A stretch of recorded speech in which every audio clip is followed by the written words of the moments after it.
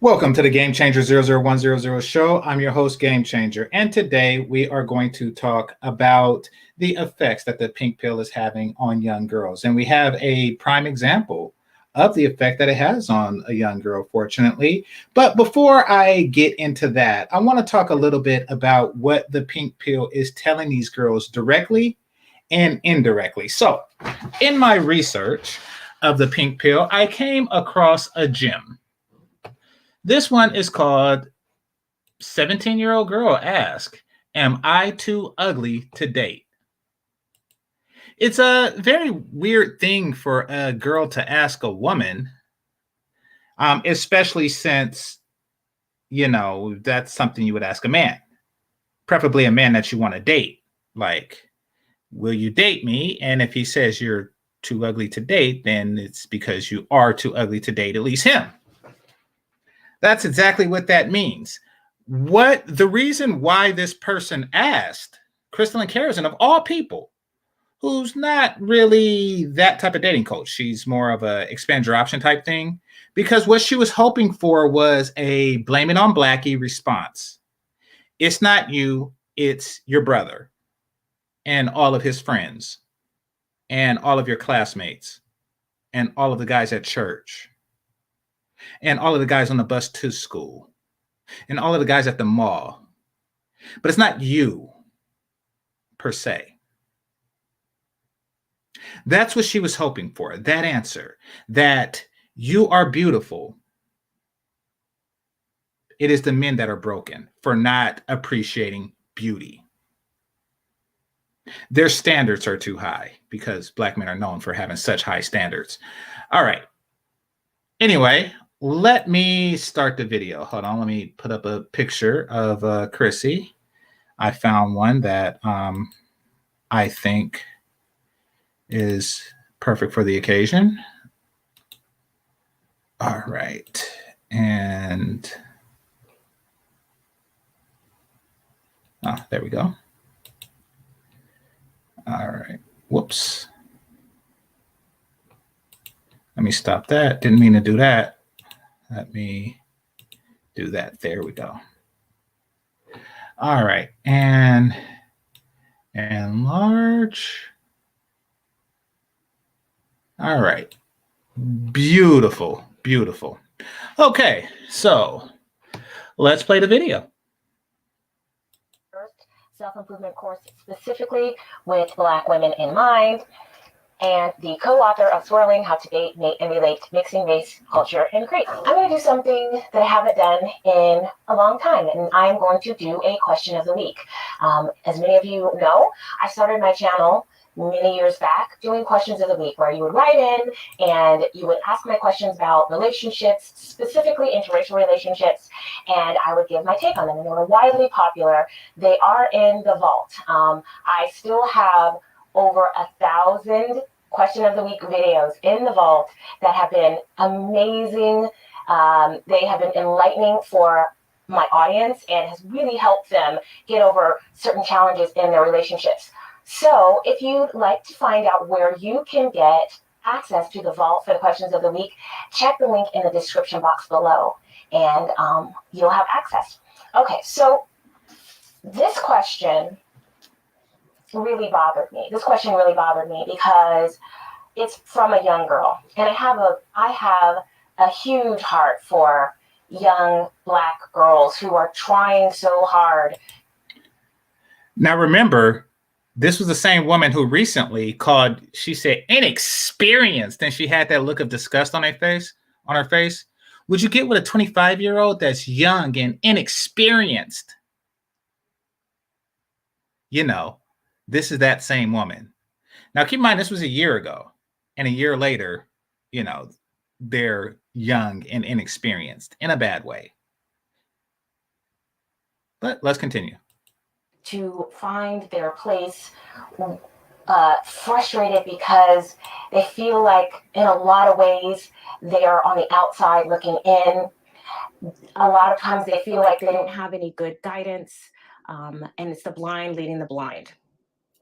So I have a special place in my heart for Black girls who are going through really specific challenges that are pretty common for all, for all of us. We all have, when we've all been teenagers, we've all been to high school, and we've all dealt with angst, but some teenagers have it a little bit worse than others. So I wanted to read to you what this young girl said to me today that made me pause. Hi, my name is, let's say, Cammie. I am still in high school, but I don't know, to be honest with you, about relationships, because I know most dating in high school doesn't last outside of high school. But I want a healthy and happy bond outside of this Blackistan.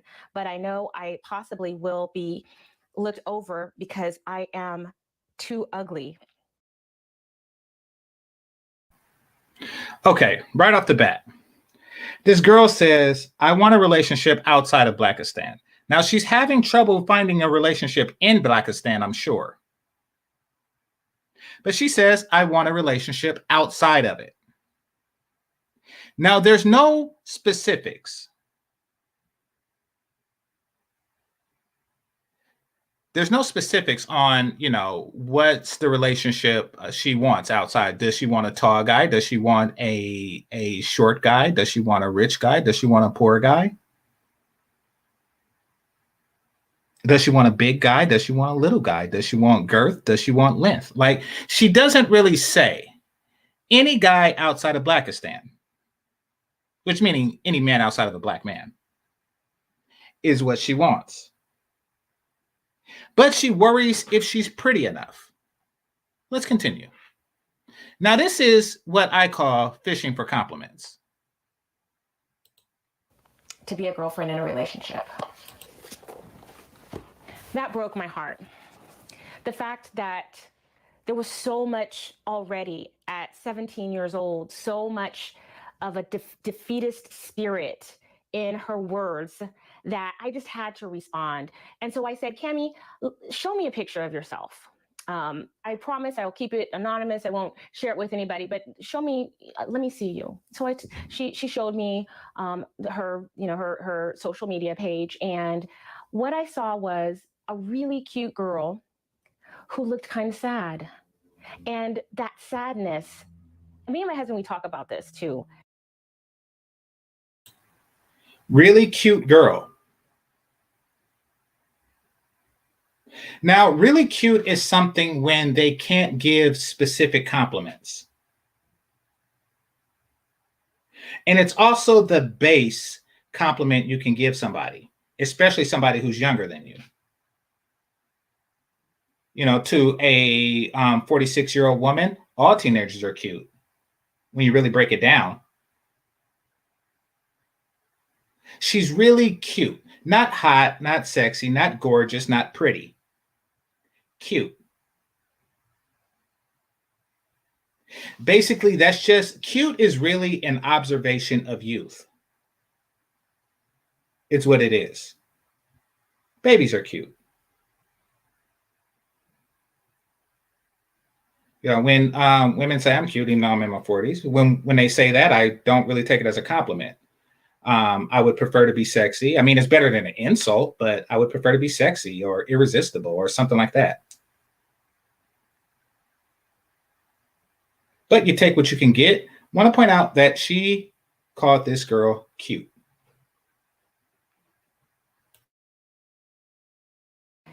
When children are born, when you have kids, they have this light in their eyes. Like, they're just so exuberant about life and what the world, what they can learn from the world, and they're so full of love. See what I mean? She compared her to a baby. When children are born, they have such a life and light in their eyes. She's 17. She was born 17 years ago. She's not a baby. Cute doesn't cut it. But you look at her picture, and that's the only compliment you can think of. Let's continue. And light, and you can see it in their eyes. But at some point, things happen in their lives. People treat them badly. They experience hurt and betrayal and abuse, and that light dims. And what I saw in her eyes was the dimming of the light. And that's always heartbreaking, because we come into the world with so much potential, with so much hope, with so much intellectual. So, how dim is the light of the women that you just called inexperienced? Curiosity about the world until our environment takes that inner light and dims that inner light. And her referencing Blackistan, meaning that, and what I can glean from that comment is that she's maybe living in a unsafe neighborhood. She's living in a neighborhood that maybe has a high level of dysfunction. She's not seeing a lot of intact families. She's not all of the above. Yes.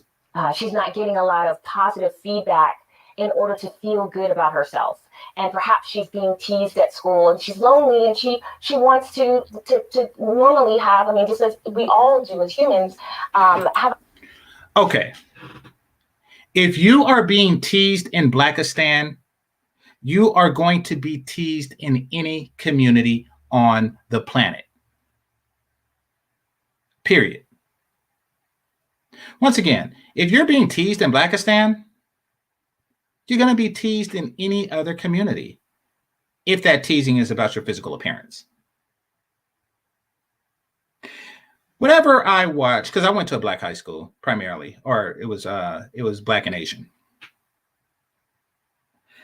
Whenever I watch those Mean Girl movies, those Clueless movies, it's always like the pretty girls teasing and and just damaging the feelings of the less pretty girls into oblivion.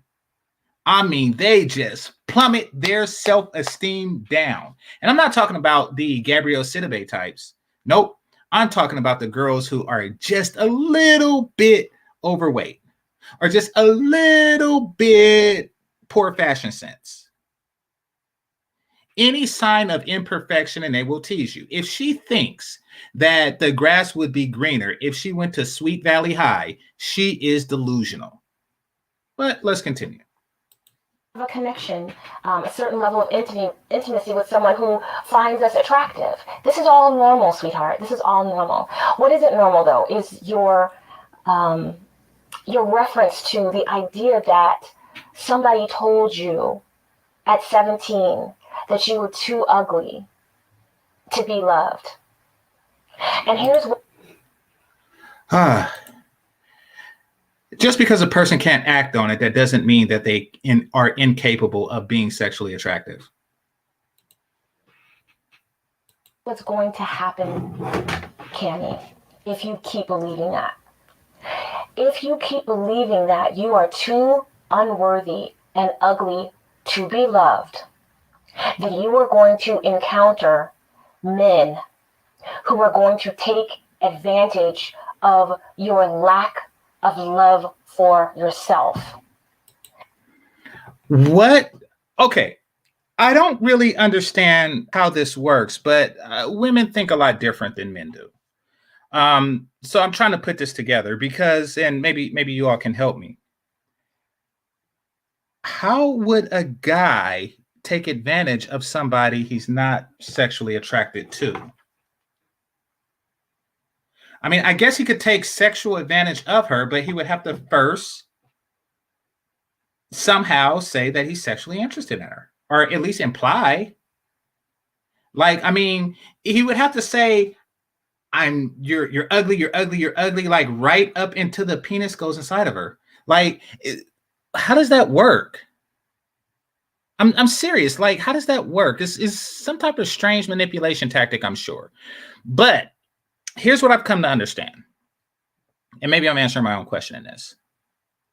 Here's what I've come to understand is that women use that tactic. Women like to attract men from areas of low self-esteem. Men are really more forthcoming.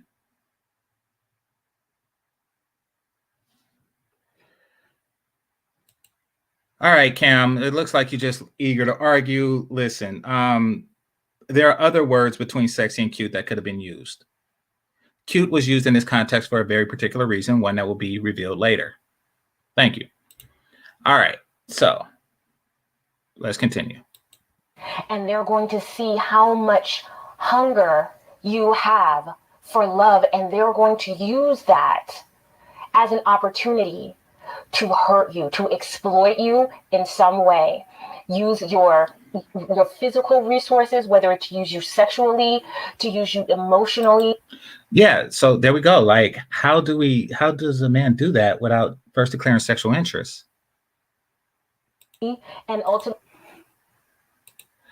you're eager to have a discord with me. Once again, semantics. I mean, semantics is not a debate. So let's continue. To use you financially.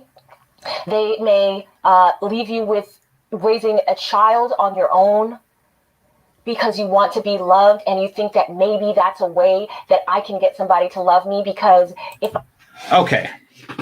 Men are going to use her by having her have a child that he don't want. What is his gain other than sex? I mean, and you already mentioned that a man would have sex with her to use her. And if it is a child that you want in order for you to have that fulfillment, then it's not really a man using you, it's you using the man. You want a child so you can have something to love you and always be there for you. And you slept with a man to get that, to see that happened. It's not really him using you per se. If I have a child, my child won't think I'm too ugly to love. I see you going down a road, Cammie, that I absolutely do not want you to walk on. And if I have any say about it, if you're listening to the words coming out of my mouth right now, don't let that light go out. Don't let it go out. And I'm not going to be here to tell you. I'm not going to give you a lot of, you need to have some self-esteem about yourself. You need to love yourself. It is very difficult, and I understand this, to have an innate love for yourself when you are not shown love. If you are not told that you are valuable, that you are... Now, this girl didn't really say she loved herself or not. She did say that people believe that she wasn't attractive enough to have a boyfriend. Two completely different things. Person can love themselves and not be attractive enough to have a boyfriend. That's what she's curious about. Are worthy. I don't know where people think that kids like you are supposed to draw some self-esteem about themselves out of the thin air when they're around environments that are not nurturing, that are not facilitating of positive growth, so that you can grow to be an amazing human being who's successful. I get it, but I get what she's saying, and perhaps that's true. However, kids are cruel, especially to a woman who is politely referred to as cute. Successful and just, takes life by storm. We aren't just born to have all this love and love for ourselves and regard for ourselves. The people who are charged for taking care of us are supposed to be the first reinforcers of that self-regard. So is she, okay, if the girl wrote in saying my parents don't love me, then this advice would make sense. But she's basically getting feedback from her peers, apparently, that she's not pretty enough to be anyone's girlfriend. Now, keep in mind that she's 17. 17 is a very difficult age for a girl. If I had to guess, 17 is probably the worst possible time to actually date and mate and procreate. It is.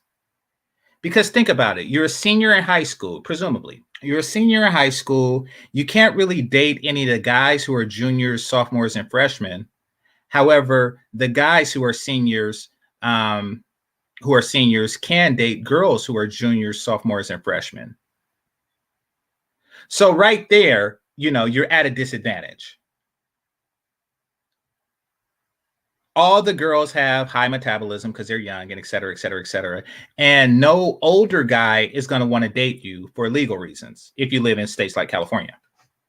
So you basically can only date 17-year-old boys, and 17-year-old boys can date just about anybody. Very difficult time in a woman's life for dating. Highly competitive. You're competing against every girl in high school of every age. And they're all going after the senior boys, and so are you. And if you're not up to stuff, you're going to lose that competition. That's cruel. That's universal. It's not a Blackistan thing. It's just a complicated time in a young girl's life. And if the people around you who were charged to love you, and somehow she's projecting. I don't even think it's gaslighting, Smiles. I think she's projecting. Like, why is she saying that her parents don't? Because nobody in the school, like the boys who says that they're not really interested in her, or say you're cute but I'm not interested, they're not really charged with loving her. Like, nobody actually took a sword, tapped their shoulders with it, and said, you are charged with loving this chick. I mean, your parents are, but did the girl say that her parents didn't love her? Because you are kind of implying that. And protect you and nurture you are not giving you and facilitating that feeling of self-regard, then it's impossible for you to just manufacture it. And her father and mother really can't say you're pretty enough to have a boyfriend and have her believe it. My mom thinks I'm pretty. Like, what? The only people that can give you validation is valid young men. Period. On your own, it's nearly impossible. People who think that they're great and nobody's ever told them, or they just think that they're better than everybody else. There's a word for people like that. It's called narcissists. And it's not anything that you... It's either called narcissists or people who are actually great. I mean, was Muhammad Ali a narcissist? Was he really? Want to be. That nurturing comes from first the people who are supposed to be your first cheerleaders. So I don't know if you're... I don't know who she's referring to when she says who's supposed to be her first cheerleaders. Is this type of crap is one of the many reasons why I cover her like this. And I'm about to get off the pink pill soon. I'm gonna do like a couple more things and then I'm gonna get off the pink pill. But yeah, it's stuff like this. She says stuff that don't make any sense, but it's putting the blame on someone else. It's putting the blame on anybody else. Your parents. People should make you feel good about yourself. Really? What if you don't have the qualities that's necessary to make you feel good? See, this is that trophy for everybody thing in the soccer game. We don't keep score thing that's going on, in modern generation.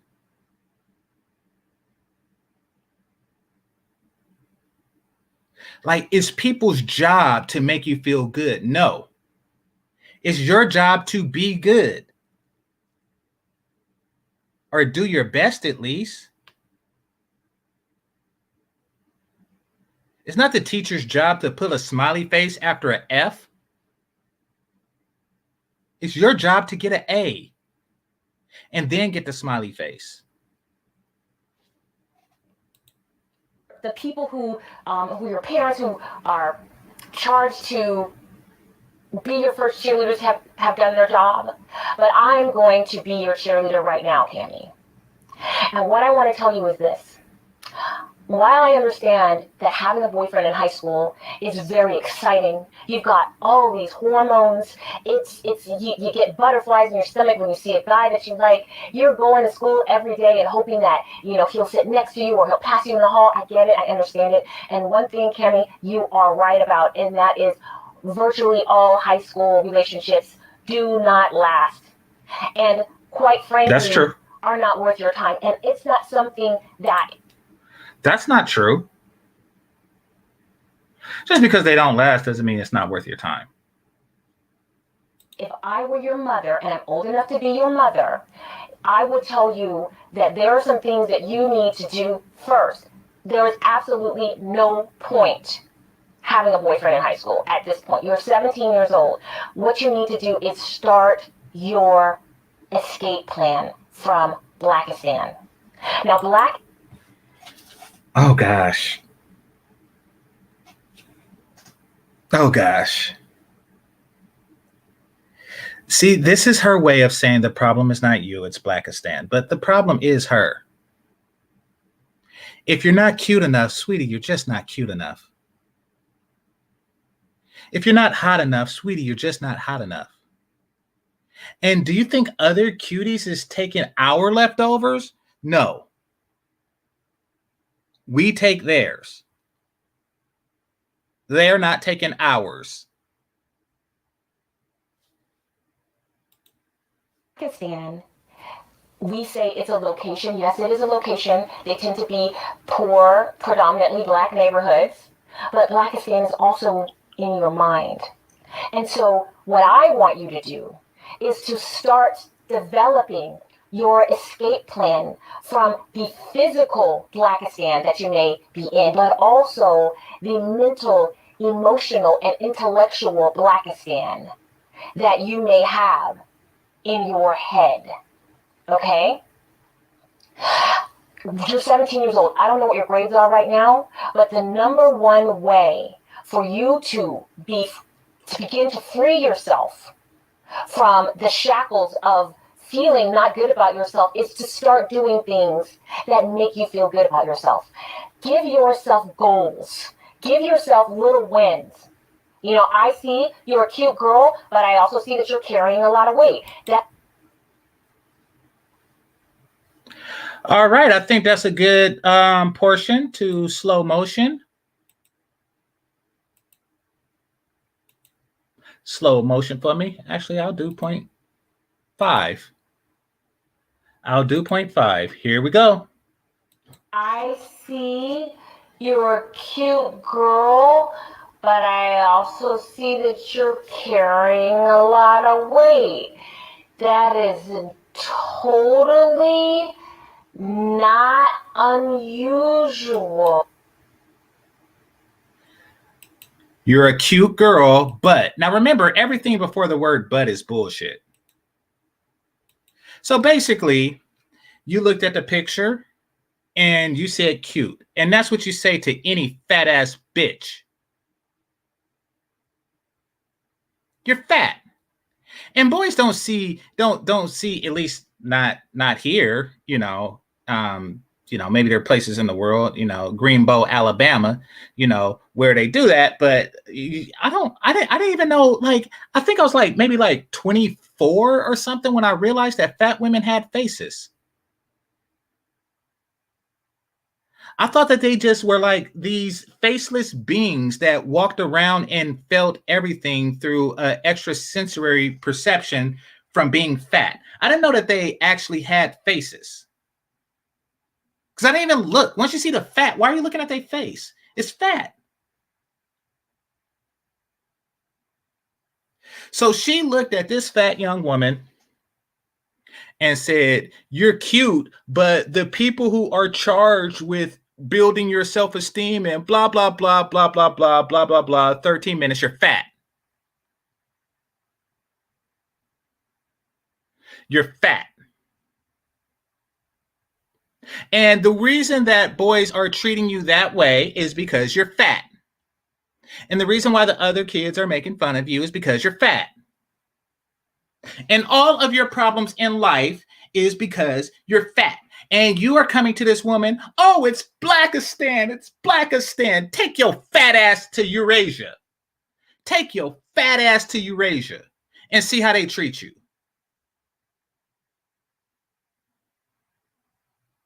Take your fat self to Africa and see, don't they feed you to an animal that they would rather eat? Because you are less valuable than this bushmeat that they want to eat, they will feed you to it. Go to China and see that they don't feed you to a rhinoceros so they can later take its horn. You are in the most forgiving place in the universe for your fat ass.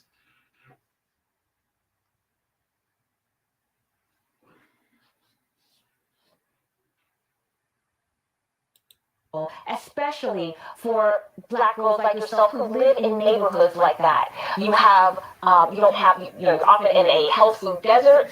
You're often surrounded by junk food, fast food restaurants. The foods that you eat, whether at school or at home, can be very high calorie but very low nutrition. So this is not, and then there might be psychological issues, sweetheart, that you're dealing with right now, that eating just makes you feel better. Yes, it makes you feel full and it makes your taste buds happy. And why does, see how she's still blaming the neighborhood? If the other kids in the same neighborhood are calling you fat, it means that you are fat. We all live in the same neighborhood next to the same McDonald's, except you order the number 6 and I ordered a salad. Which is why you're fat, I'm teasing you, and they're doing her a favor. They're doing her a favor. They're basically saying, listen, if you do not want this ill treatment, then lose the weight. Or else we will do this to you every day. So lose the weight. Y'all ever hear those stories about the white girls who go bulimic or anorexic because they don't want to get teased? They eat stuff and then they throw it out, or they'll lick the top of a Cinnabon and then wash their mouth out with Listerine so they don't get the calories but they get the taste. You hear about those girls? See, that's what teasing does to them. What does teasing do to this fat chick? Oh, I'm gonna write Crystal and Kerosene. She'll validate me. She'll validate me. She'll give me the validation I need.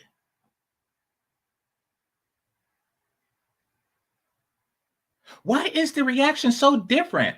Like other girls do that. Like they lose the weight and then they join the cheer squad because they want to be the popular girls. This woman seems to like this girl seems to have like just gotten a puff coat and gotten a fetal position of her corner. She just went to the corner and got in the fetal position with a puff coat on. Not a puff coat, but a hoodie. And then she put the hood over her face and pulled the strings all the way up to where you can only see her eyes. And she's just there. She's lying there. And she's like, I'm going to write Crystalline. Crystalline can't save your vagina. And she can't make it better. And she can't make the boys want it.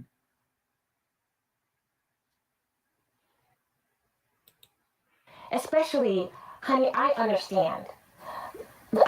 I know what it feels like to need something, a comfort that makes you feel good, to make you feel like a warm hug, to give you that feeling of a warm hug. I understand that. And you may be using food right now to be your warm hug. And while it will give you...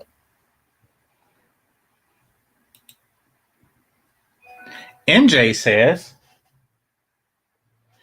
She is telling black girls to focus on self and don't even participate with boys at that time. Wrong, but okay. Wouldn't you give them same advice to your daughter? Make it make sense, please. Okay, I'll make it make sense. The short answer to that is no. No, I would not give that advice to my daughter. I would tell my daughter to get off her fat ass, is what I would tell my daughter. I would tell my daughter to come running with me in the morning, is what I would tell my daughter. I would give my daughter proper nutrition, is what I would do. I know how important it is. I know how important it is for a young lady to be socially adjusted and aesthetically pleasing. No, that is not advice I would give my daughter. Tell my daughter to stay fat because you don't need boys. Fuck is wrong with you? You would tell your daughter that? If the boys don't like you, then you don't like boys. That's stupid. Don't be stupid. And don't give your daughter stupid advice.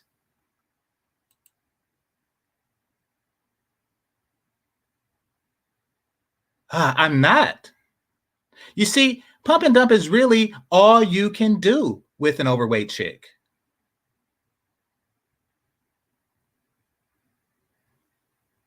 See, one of the main reasons why a woman becomes pump and dump material is because she's good enough to bed, but not good enough to wed. You see, men, we want to marry a woman who is so much prettier than we are handsome that we know that there is never going to be a prettier woman that will ever sleep with me ever. I don't have second thoughts. There isn't a woman out there that says, girl, you make me want to leave the one I'm with. Nope. I never want to leave this. This is the best I'm ever going to do. Ever. You must blow him away with beauty and sandwiches. The finest thing he has ever seen. You must look so good that when he sees you, he imagines you in a wedding dress. That is the difference between a pump and dump. Don't be obnoxious. Don't be fat. Be the best woman you can be, and you are less prone to pumping and dumping.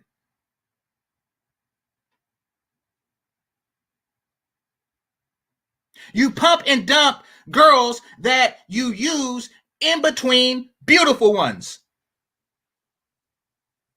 Having her remain fat is the reason why she is going to be pump and dump. So yes, I will tell my daughter to be better than a fat bitch. Wrong with you for even asking that question? Thanks, love. And I would get the book, Submission is Not the Enemy. It is the beginning to a healthy relationship. I would get my daughter that book. And make her read it over and over again after the morning workout routine. I have no fat daughter. In fact, I had, and I'm emphasizing the word had, a fat cousin. Had a fat cousin, true story. And my uncle, her father, was also the high school basketball coach for the girls. And she was on the team. And she has two sisters. And I was thinking like, because one night I was over there chilling. And one night she said, my aunt, she made cinnamon rolls for everybody, right? And she asked her father and coach, can I have one? And he straight said no. And I was like, dang, Unc, that's cold. She got to sit and watch her sisters eat cinnamon rolls and she don't get nothing. She don't get nothing. That is cold. You was one cold, hard pirate. But see, I was young then. I didn't understand what was going on now, but now I do. And she appreciates it now. That's how you look after them.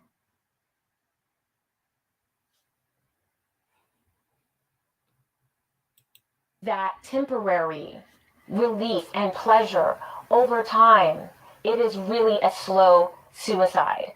And it's not just for your health, but it's also your prospects with virtually every aspect of your life. It is not fair, but society does judge people by their weight. They make assumptions about how lazy you are, how careful. Wait a minute. If that's true, why do what exist? They exist because you're an idiot. What kind of question is that? What does one thing have to do with another? God. For yourself, people, this is just the reality of life. I want you to focus on getting yourself your escape plan out of Blackistan. And for you being in high school, that means that you need to right away talk to your counselors.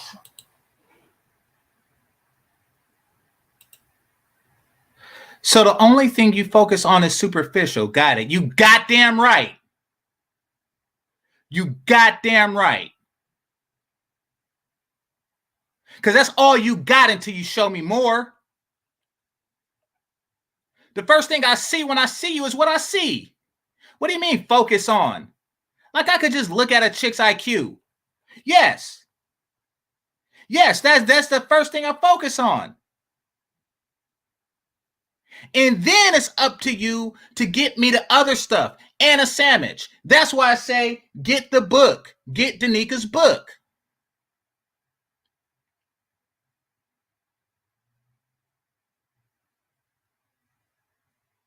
Now I ask, what is wrong with you? What is wrong with you? Because you should, as a woman, you should be the one who says, I want to be the most beautiful woman in the world, that he has ever seen in his entire life. You should only feel comfortable with that. If you are with a man who's with you for your personality, you have failed womanness. You have failed womanness.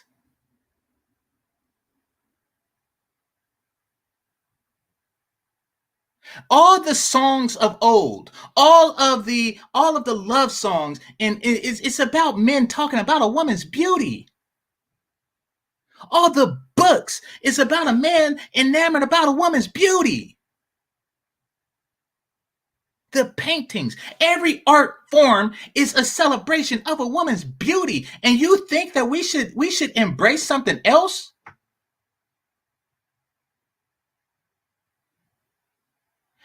Women, you listen and you listen good. You listen and you listen good. Never accept a compliment from a man that he can give to a man. I'm going to repeat that. Never accept a compliment from a man that he can give to a man. That's not a compliment. Any compliment a man can give to a man is not complimenting your womanhood. For example, you so smart. That's a compliment he could give to a man. You so strong. That's a compliment he can give to a man. Oh, you got a cool personality. That's a compliment he could give to a man. I like your charisma. That's a compliment he could give to a man. Oh, man, you balling. That's a compliment he could give to a man. If a man is chronically giving you compliments that he can give to men, means he does not recognize your womanesque. No, not your womanesque. Your femininity. He does not recognize your femininity, so he compliments you as a man. And then y'all complain about down low. Be hotter. Have him compliment your cooking, your head. And I'm not talking about the brain inside of it. Have him compliment your femininity. I forgot my part in this in the video. Crazy talking women. All right. and say, I want to start a track. Is it too late for me to start a track to go to college? Going to college is the number one way for you to. You hear that talk? You hear that talk? I'm a PhD. You hear that talk, right? I'm a PhD. Go to college is the number one way. You hear this, man? Okay, this chick. To escape from your situation. And if you're 17, you're probably a junior or a senior, and you may be a little bit late, but that's okay because there's community college. And community college, you'll be in a different environment with people who have goals, who are who have dreams for something. By the way, point of order, and this isn't to throw shade at anybody. Or for what university, because I went to state university, so I didn't go to like Ivy League or anything like that. But this is not shade or anything. If you're at a community college, do not wear a Harvard sweatshirt. You think in Harvard they're wearing your sweatshirt? Whatever community college you go to? Come on now, don't do that. It's not a good look. Don't do it. I don't even know what I sell it to y'all. More. And so you need to sit down, and I would like for you to sit down with your high school counselor as soon as possible, as soon as next week or tomorrow, and say, I want to get on the track towards bettering myself. I want to learn a skill. I want to go to community college, or if you have the grades, I want to go to college. What can I do? Where can I go? What are my options? Okay? And then I want you to start getting involved at high school. I don't want. Yes. Show it to young women. Show them the truth. Show them the truth. Let them know that this is true. And no other race of man is going to tell them different. I want you to just go to class, hang out at the quad, and eat lunch, and then hang out after school or whatever. I want you to get involved with what's going on at school. I know that there's clubs. I know that there may be after school programs, ways for you to be active. Is there a gym at your high school? I want you to go to that gym. I want you to go on the treadmill. I want you to run around the track 4 times. I want you to do that 4 times a day. I agree. So women should do the same. Women should not do the same because women are not the same.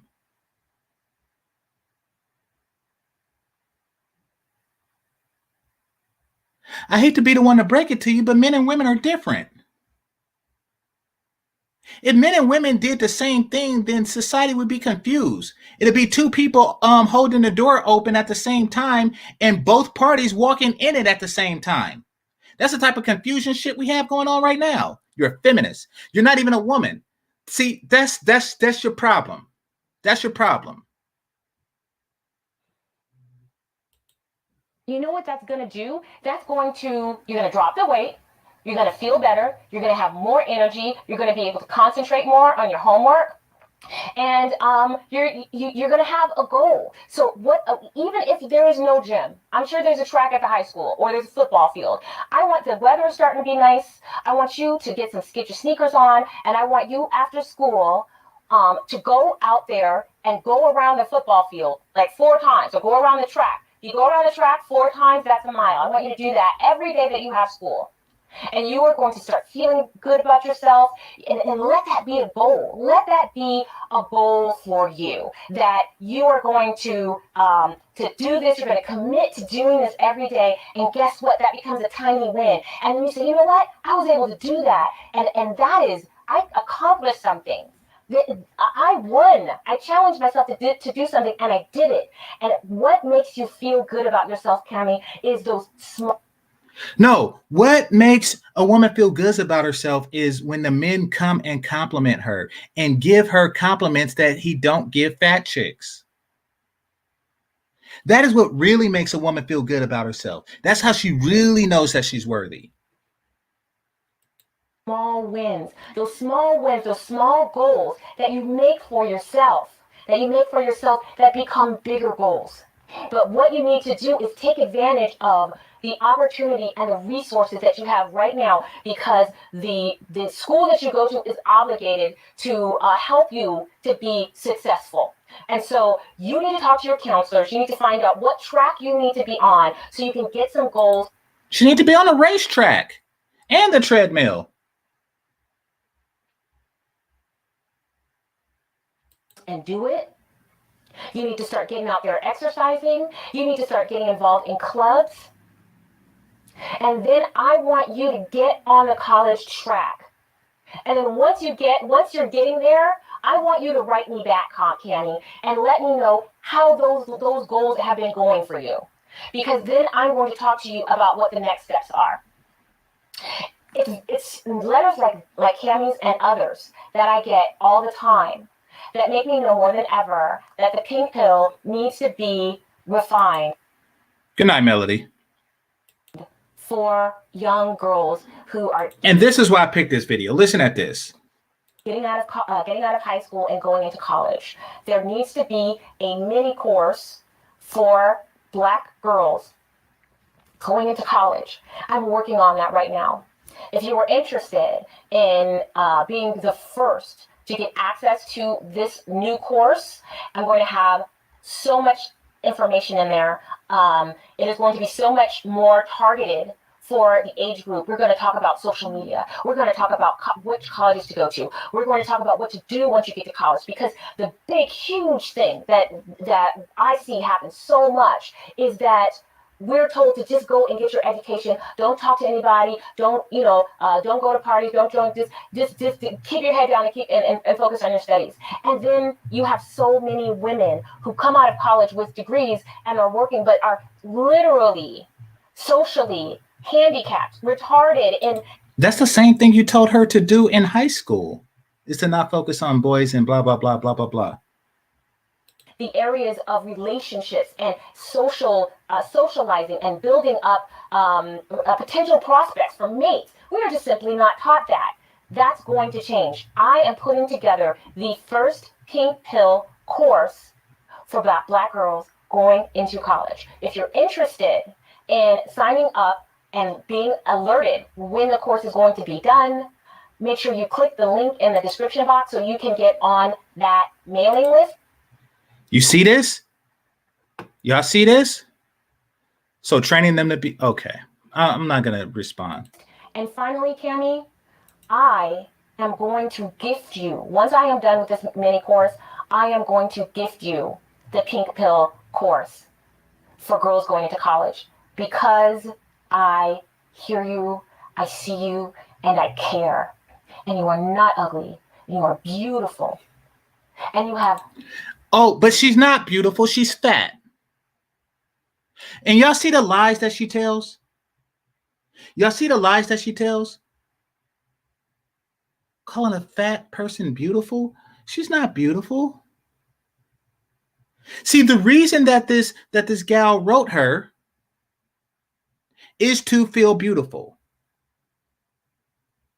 She wanted somebody to say, it's not me, it's everybody else. But no, it's you. If you're overweight, it is you. She's saying work out, but you're beautiful now. No, you work out to become beautiful.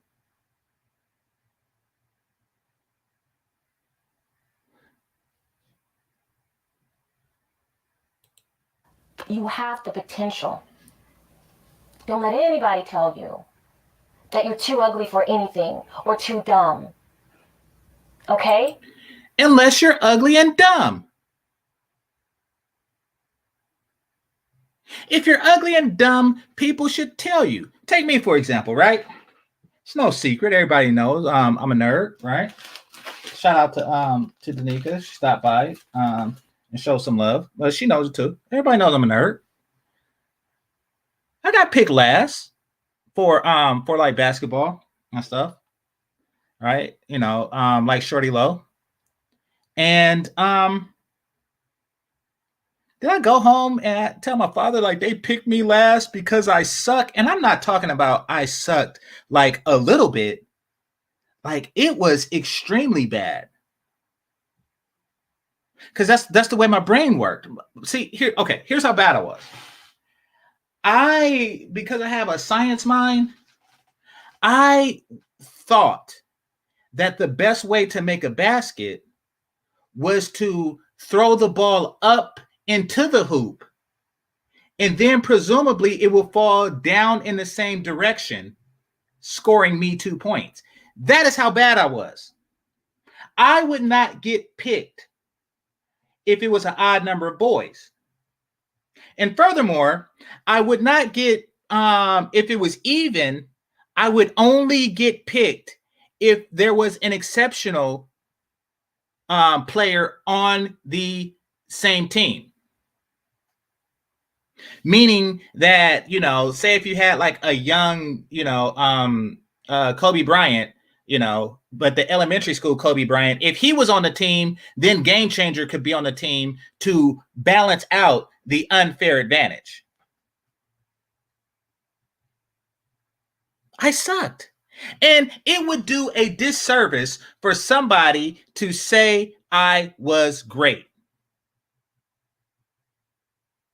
See, that's the whole king has no pants thing. You just got to know. You just got to know where you stand so you can act accordingly. I could, A, practice rigorously and become the best basketball player I can be, or B, just accept that it wasn't for me. Like most people, I have blessings and curses, and that just happened to have been my curse. No shade. I mean, I have blessings. But she just straight up lied to this chick. Now she will never improve. And now she blames it on Blackistan and this and this. When the real problem is that she's fat. I'm going to play the rest of this, and then I'm going to show y'all where this thinking leads. Promise me that. Promise me that you will help me put that light back into your eyes. All right, guys, that's it for this question. Please like, share, and subscribe. We got to do better. We older generation women, we got to do better. We got to do better by our younger girls. We have to. We have to. It's how You're doing worse. You just told older men not to date them because they are inexperienced. change the world. Okay. So that's that, right? That is her doing that. Now, I'm going to show y'all the effects that this has on a young lady's life.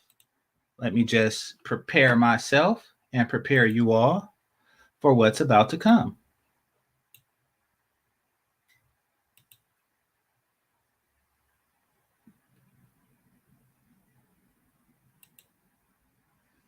All right, hold on one moment.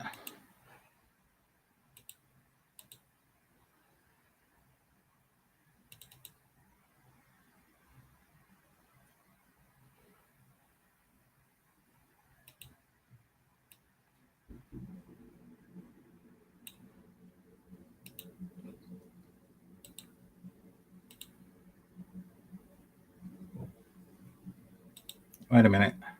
Hold on.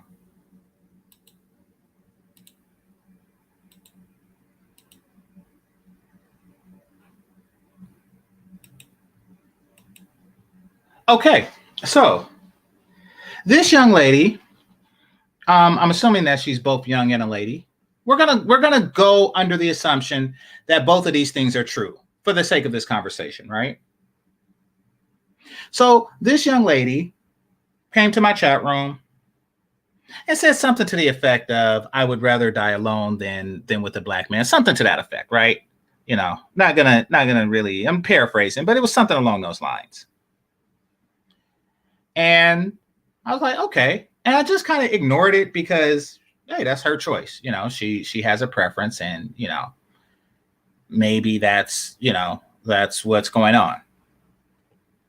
So Zenny says she's cute. Why is it sad? What's sad that she's cute? Okay. So that's here. I'll show some more pictures of her. You like it? I'll show some more pictures.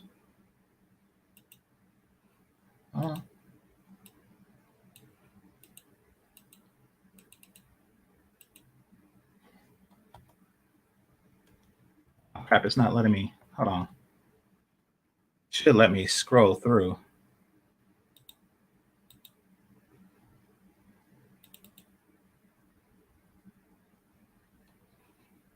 Here's another picture. She obviously has a strong desire to take pictures of herself in the bathroom at her job. Not how I spend my lunch breaks, but to each his own. To each his own. That's, like, what did you have for lunch? A picture of myself in the bathroom? I'm pretty sure that other co-workers notice that every lunch break she goes in the bathroom and take a picture of herself. But hey, to each his own.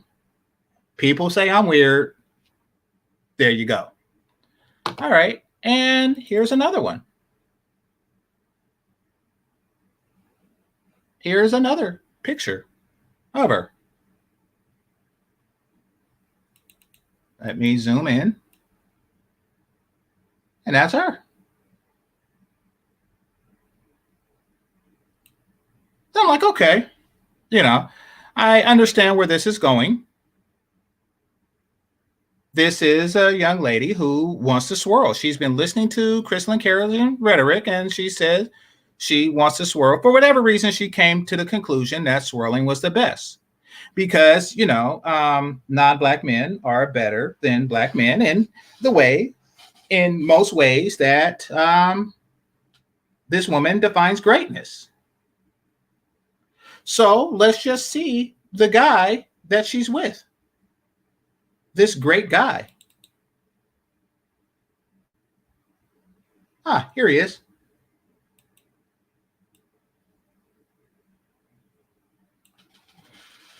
There he is.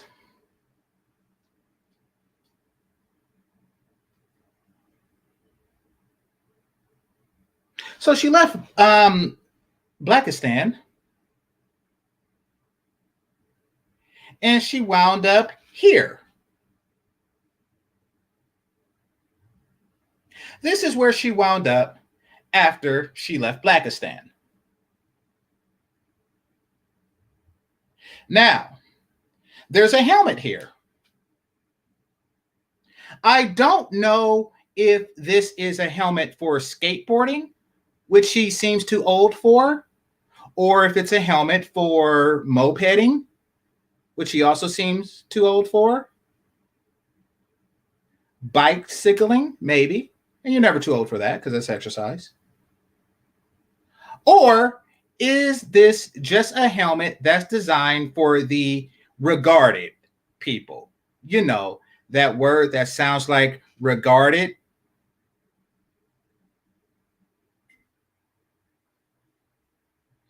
Perhaps this is a helmet designed for the regarded people of the world.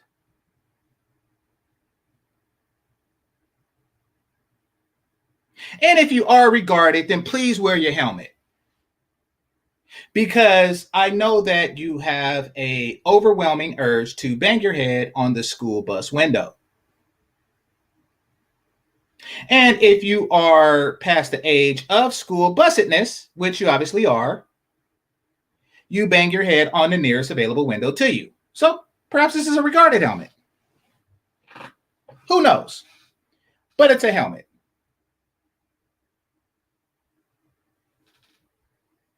But perhaps I'm wrong. Perhaps I'm wrong about this guy here. Perhaps this is a guy that is a perfect Chad, and this is just a bad picture. So let's explore. Let's explore a little more.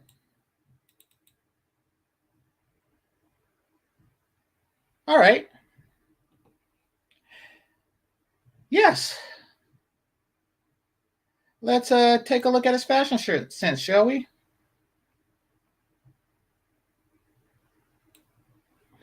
Here we go.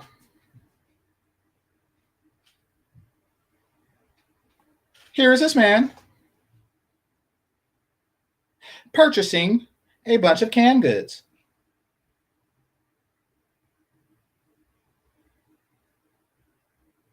So, yeah, yeah. I never actually seen a 90s b-boy slash 70s hippie outfit. I never seen a 70s hippie outfit and a 90s NWA outfit in one. I didn't. And believe me, I've seen both the 80s and the 90s.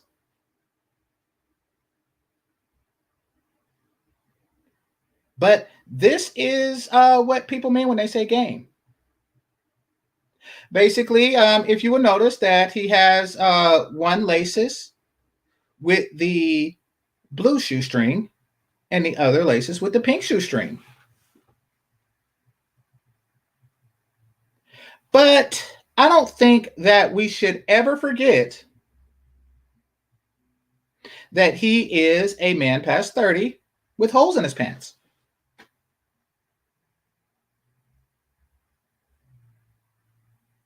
You know the guy that wears Letterman jackets?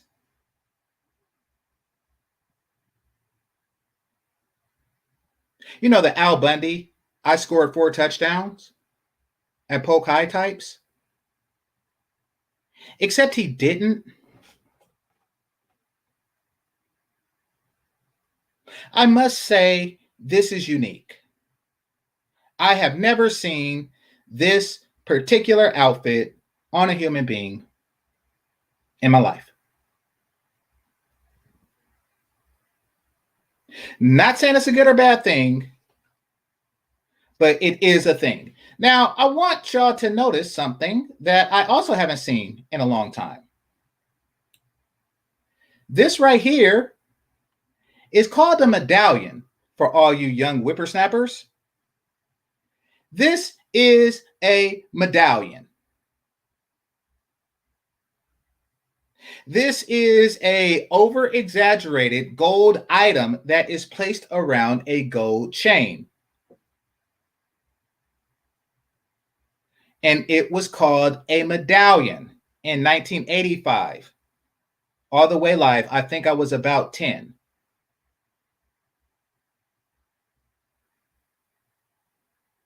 And there you have it. If you ever see a guy who looks like this and dressed like this, and you're wondering, what kind of woman is sleeping with that guy? The answer is always swirler. If he's not black. For a swirler, the only qualification that a man must possess is that he is not black. Now, he obviously has his qualifications.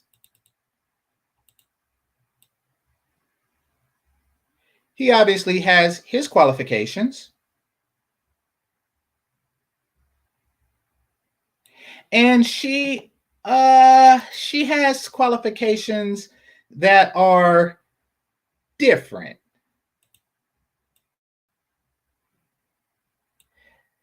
They're just different.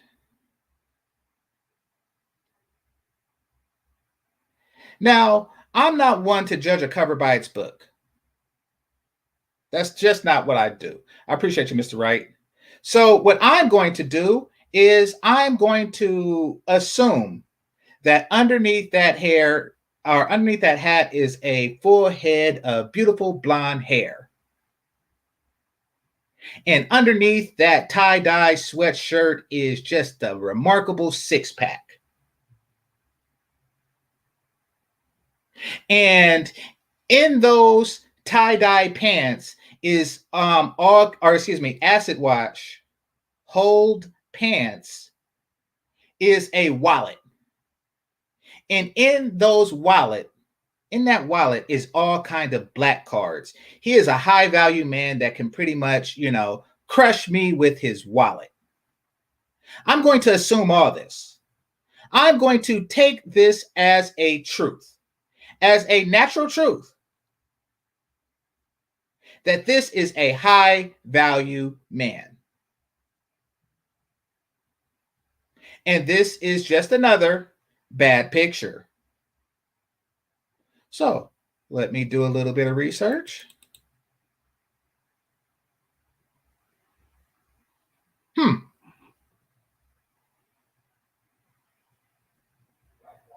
Well, all right. Let's examine this, shall we? Thanks again, Mr. Wright. Let us examine. Nope. So no six-pack going on there. This is not only male pattern baldness, this is ego pattern baldness. This is complete beyond George Jefferson. George Jefferson had a patch on the top.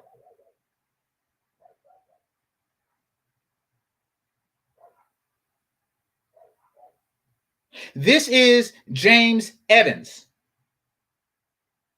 This is the father from Good Times after he got fired from Good Times. This is Cleo McDowell. This is John Amos. So when he was on Good Times, he still had hair. And then he started doing movies, and he was on Coming to America, and he was like, this is McDonald's.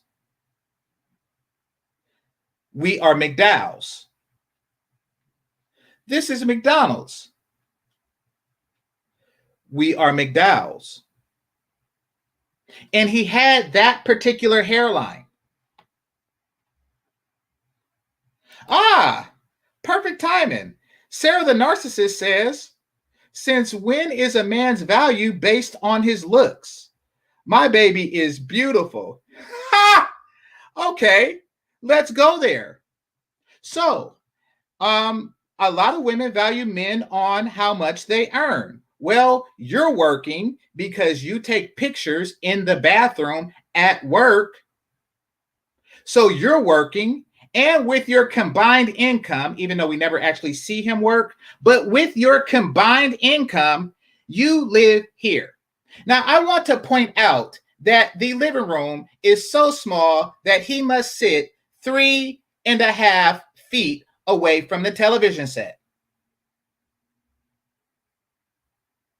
That is almost as far as he can possibly be from the television set in order to still be in the living room.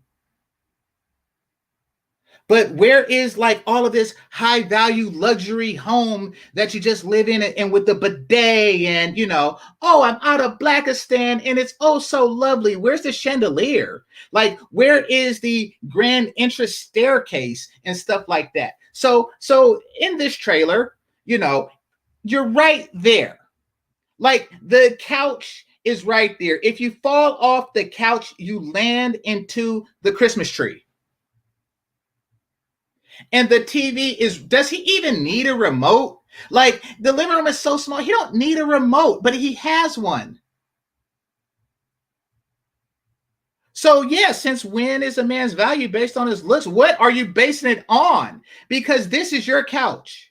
And you know why you have a blanket on your couch, Sarah? You want to know why you have a blanket on your couch? Funny I should ask. Because it's an old couch with a bunch of stains and cuts and nicks and all kind of crap. Baby piss and diapers. Everything that happens over time to a couch, and you cannot afford another. So you put a blanket over it.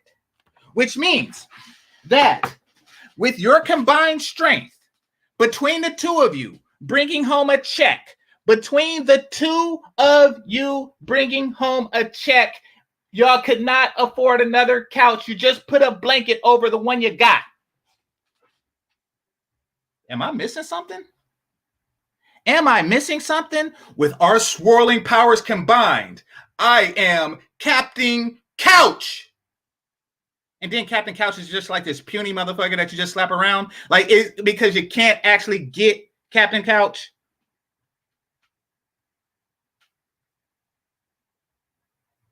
It don't have cigarette burns on it. It has cores. It has cores. Why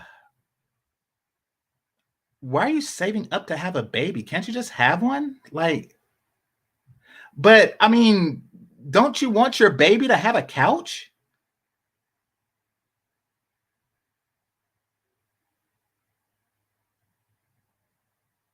But I don't know. I guess, hey, if you like it, I love it. If you like it, I love it. With your combined, yeah, no couch, really? That's or no, actually, you have a couch. You have a couch. It's blanketed everywhere, but you have one. You know, but I'm happy for you. Now, here's the thing about this situation. Here's the thing about this situation. Women like Sarah, right, does stuff like this. She does stuff like this, hoping to make black men jealous. Because it's not, see, when I see relationships like this, I really don't care. Generally speaking, I don't care. Like if this was a black man, I wouldn't care. And I don't really care that it's a white man. I don't. I do care that you're an active swirler because it means that you are part of a community that does crap like this, thinking that we would be jealous of him. And I have to tell you, I would rather come back to life as one of Michael Vick's dogs before I become him. Just have to say that. But you want us to be jealous so much that you just grabbed onto this guy. This guy.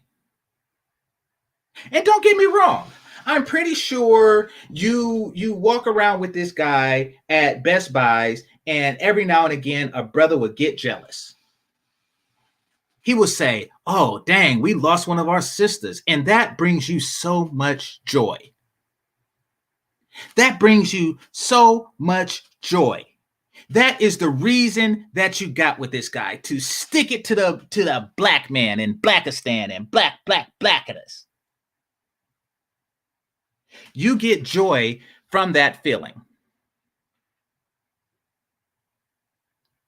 And then it's gone, Sarah. And then it's gone. It lasts for maybe like 3 seconds. Every now and again, yeah, exactly. Exactly. Every now and again, it brings you joy. And then it's gone. And you still got to fuck this guy. Over and over and over and over again. You will only get a small satisfaction from sticking it to somebody. And let's not, go there and understand that because he's with you, he's making a white woman available to us. Let's not even entertain that notion for a second. Who, can possibly also produce children with blue eyes. But let's not go there for a second. Let's just say that you actually love this guy, right? Then just love him. Just go on and taste his salt day in, day out. No need to swirl. No need to do anything. But you are doing this to stick it to black men, and you are doing too much. At the end of the day, you are the one being hurt. Now, cui bono? To whose benefit? To who does this benefit? All right, that is the question. And that is the problem with the swirl community. And I'm done with you, Sarah. So, that part is that your part in this is over. To who does this benefit?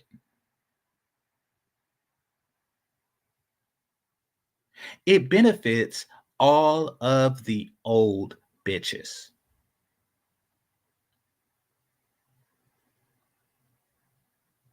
You see, if they can convince all of the younger women who Crystal and Karazin already displayed disdain for to date anything but the men they want to date, then they've won. No matter what, provided that she's born female, no matter what, Sarah can get a higher value man than Crystal and Karazin. Crystal and Karazin would rather not have to compete with Sarah. So she tells her to get with a man that she would never get, that really nobody would ever get with, ever.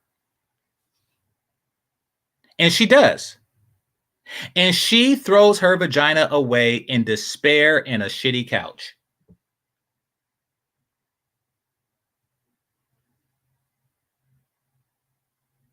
And then they can say to the high value man after that,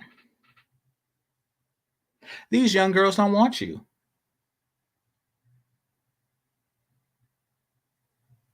It's all about leverage. And yeah, the black men do take a small hit, very minute, considering that these guys are inevitably leaving women of their own race untended and available. So we take a small hit, but y'all take a huge hit. Y'all take a huge shitty couch salted hit. Y'all take a huge bald-headed hit every day. And sweetie, they are benefiting off of you. You think these chicks are on your side? You think that they told you to leave Blackistan so you could wind up there? Are you kidding me? And this is a good thing? You were hoodwinked. You were bamboozled. You were led astray, run amok. And now you gotta fuck this nigga here. I know it's too late for you. I know it's too late for you. This message, once again, is not for you. This message is for all the other ladies. This is what the swirlers want for you. This is what they plan for you and yours.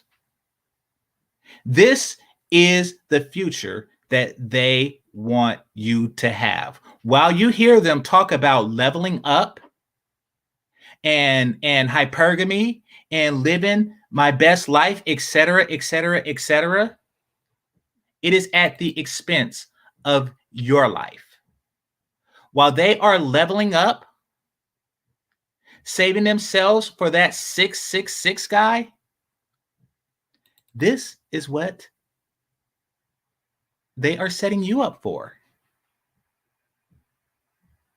You're not her daughter, her cherished, cherished, cherished little cherry.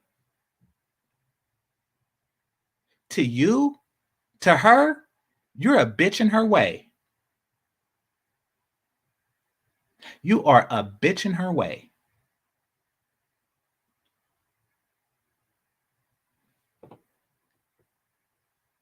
But hey, when you follow a woman like this, these are the results. These are the results. Now,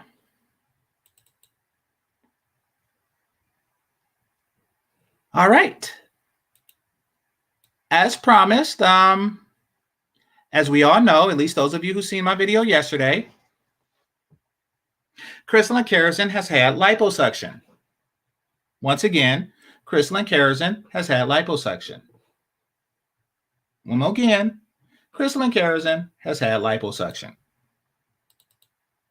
Now, because this is a honest woman who is steering young ladies in the proper direction, let's hear what she had to say about her weight loss journey. Because she's oh so honest. She's so honest. Now, y'all remember she told that other girl to wake up in the morning and run around the track. If you run around the football track 4 times, it will be a mile. You do that every morning until you are not fat anymore. You remember that, right? You remember her telling the woman to run around the track over and over and over again every morning until she's no longer fat, right? Well, what's good for the goose is good for the geese. You would assume, right? But she did something else. She did something different. She got liposuction. And then she did this video explaining the problems with it. Hold on one moment. I'm looking it up now. My personal weight loss journey. All right, here we go. Oh, wait, commercial.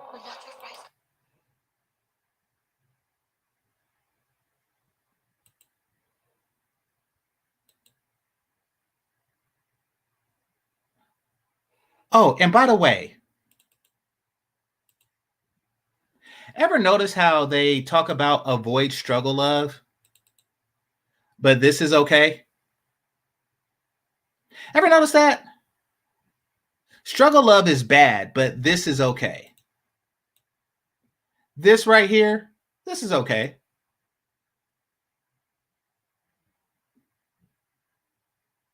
Struggle love bad unless he looks like this.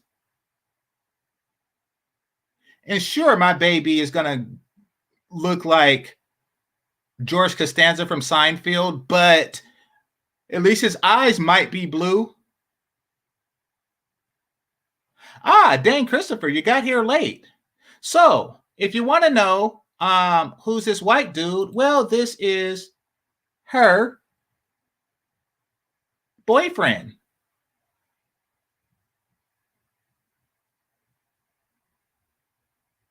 This is her boyfriend. This is her boyfriend. This is her level up, Dane Christopher.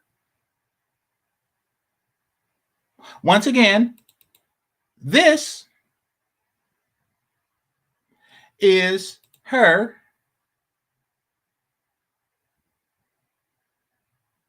boyfriend.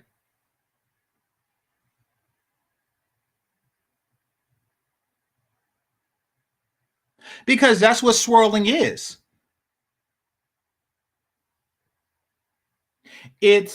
Swirling is a method to get her to pair with him.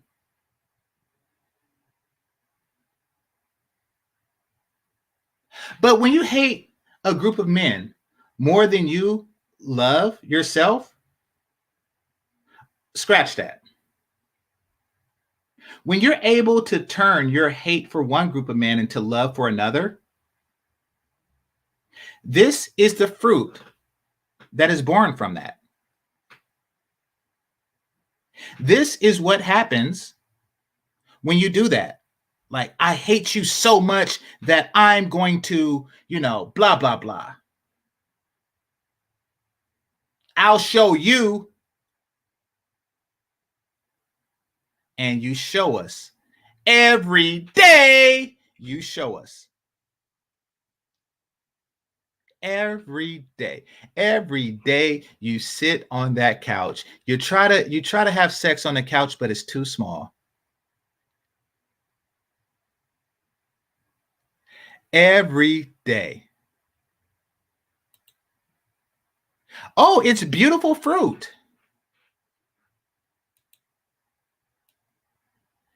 Beautiful fruit, ladies and gentlemen. Beautiful fruit.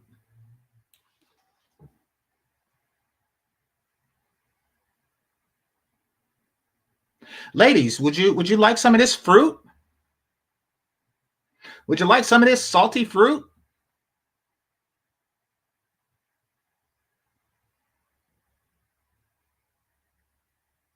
Ladies, please. I mean, tell me how much you want this. In fact, I'll put the StreamYard out there.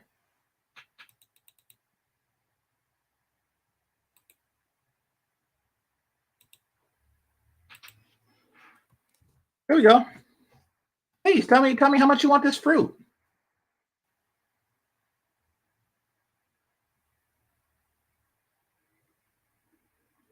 Only ladies who want some of that fruit. I'm pretty sure he's had threesomes before, right? So, let's and if not, then, let's set something up. Let's set something up, you know. I'm trying to hook him up.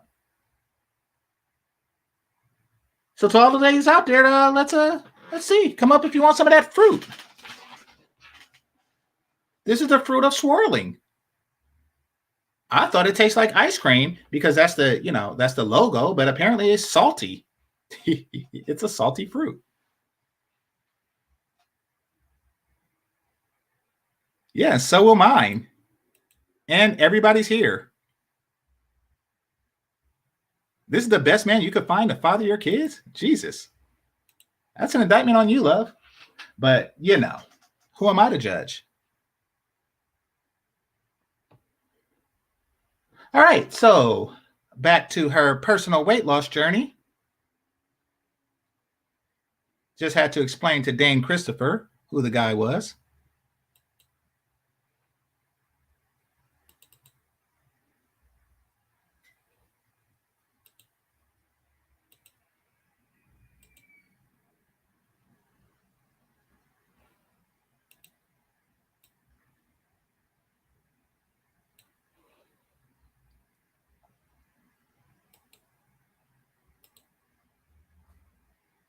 Share with you something that previously I only shared with people that I trusted, who I thought were friends, because weight loss is a very personal thing. It's a very personal thing. I am on, camera, doing photos and everything, I'm a content creator, and your body is constantly scrutinized. Your looks, your body, how you wear your hair. And so I'm, understandably sensitive about, just my appearance. But I wanted to share these pictures with you guys because I want to share my story on these very, very personal weight loss photos that I previously would, share with people like Kendall or whatever, and just to say, hey, girl, look at me. It's not something that I can put on Instagram. People steal your photos with Instagram, but I wanted to share how far I've come, and hopefully I can encourage you. So the first Sarah is transitioning as her chin, eyebrow bone, jaw, and forehead and lack of hips forensically isn't female. I don't know. And quite frankly, I don't care, but it does make sense. It does make sense with this whole saving up to have a baby thing. Like, I mean, that part, that kind of adds to that part of the story because, everything. So that I can see. few pictures of me. I'm not super overly but definitely overweight. I did not realize. I mean, weight just sort of just creeps up on you, and I did not realize um, how it was starting to creep up on me. And it was time of year once you would go in for a physical, and the doctors did a complete blood workup of me, and they weighed me. I could not believe it. I was at 5'3", 151 pounds. I have not. All right. So Zeno, I appreciate the cash app. Thanks a lot. Says they are trying to make us jealous with broke and balding white dudes. Um, Yo, the second hand embarrassment is too much tonight. Well, yeah, yeah. If y'all notice these odd relationships, and then and then when a chick sees you, she'll just hold his hand, and you're like, okay, I see what you're doing. You're trying to make me jealous. And even if it works, you're going to an extreme to where you're harming yourself, something ridiculous, just to what? Make a guy jealous for what, 3 seconds? Like, generally speaking, we'll look and be like, huh, she's cute. Wonder why she's with him. And then we'll just go about our business. That is the extent. Like, there's no sleep loss over it.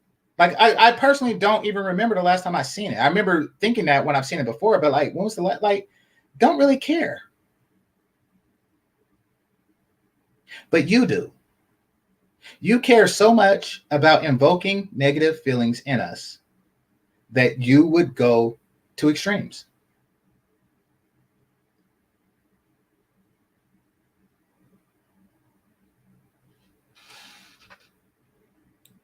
It's cringe.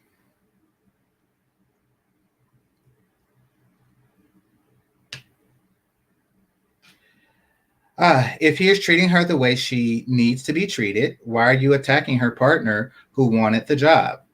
Obviously, no black men wanted it. How is that obvious? How is that obvious, MJ? Just curious. How is that obvious? Did you follow her around? Do you live with her? Are you saying that she has never rejected a black man before in her life? How is that obvious? How is it obvious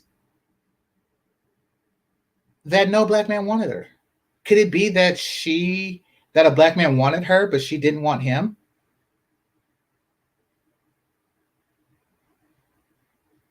That's not obvious at all.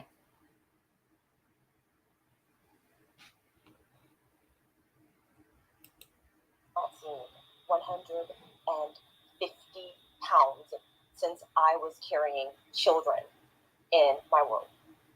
I could not believe I let my weight get away with me like that. And did you guys know that even the kind of weight that I carry that's around the belly is extremely dangerous over time, and it can cause a host of problems that run in my family.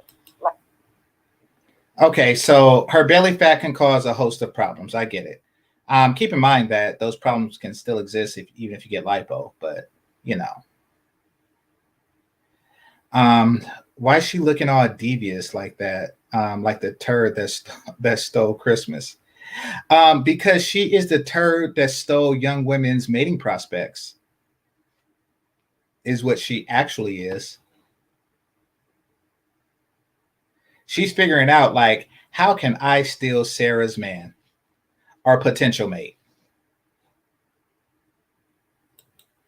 like high blood pressure, diabetes, even cancer, especially hormone resistant breast cancer.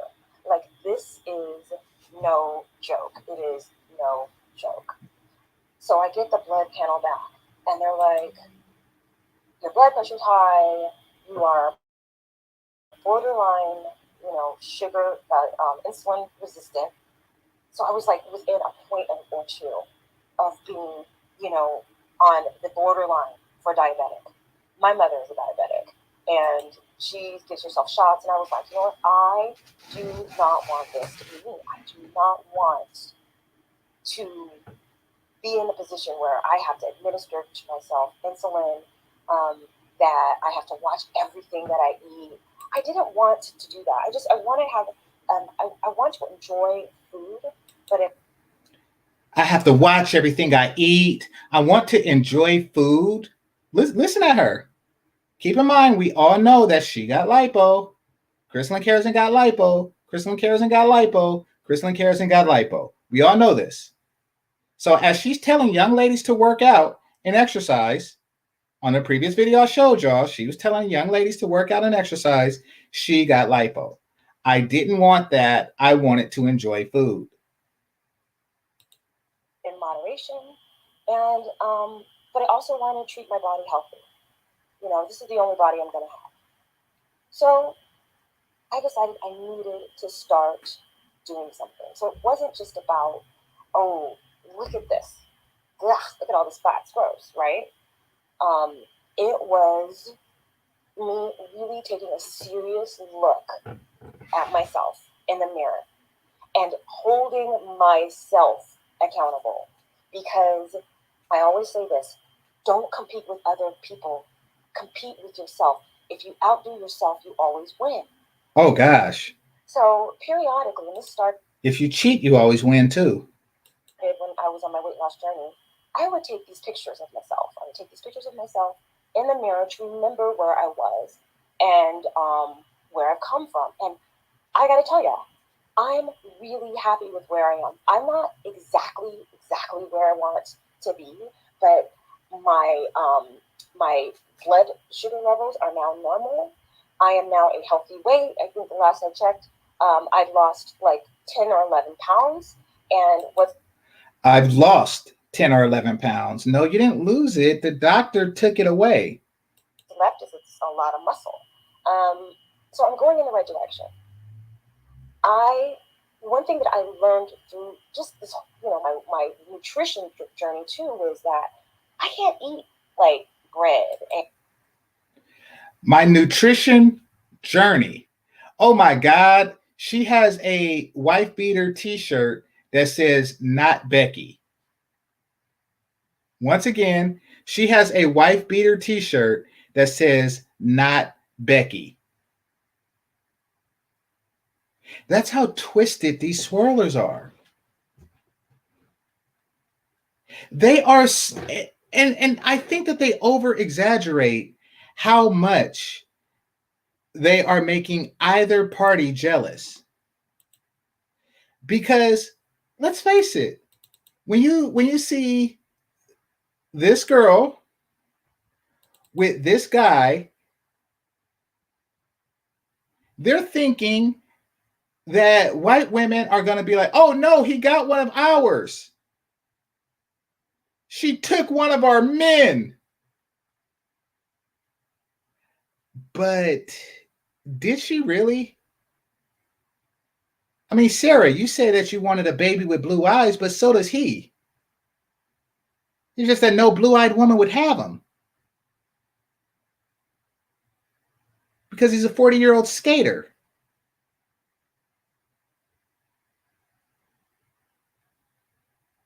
All right.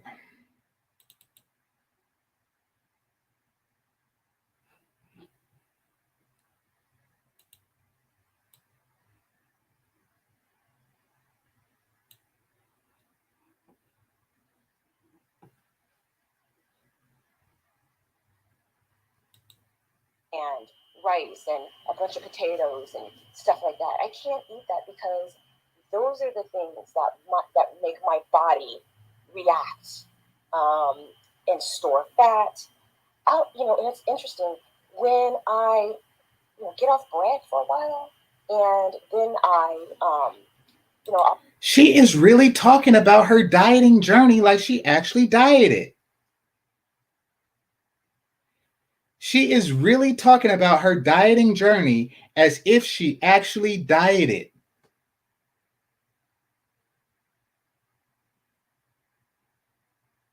When I get off bread for a while, it's amazing how much I lose. You got lipo. This is who y'all follow?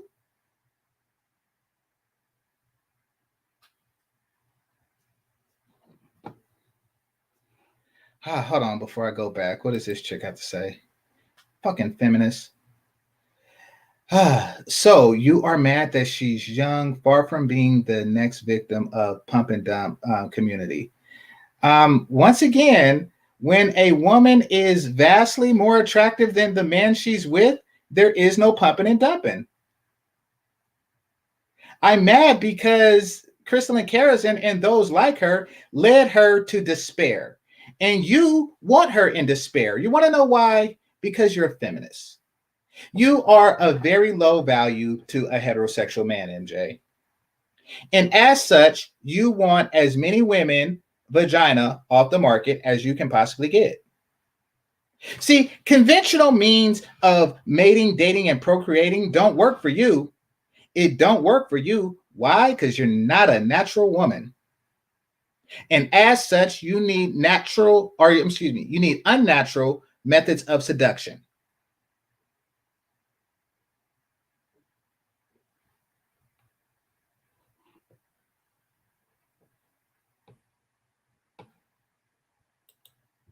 Maybe have a sandwich or something, I'll start to get rapid heart rate, like anxiety, almost like a panic attack.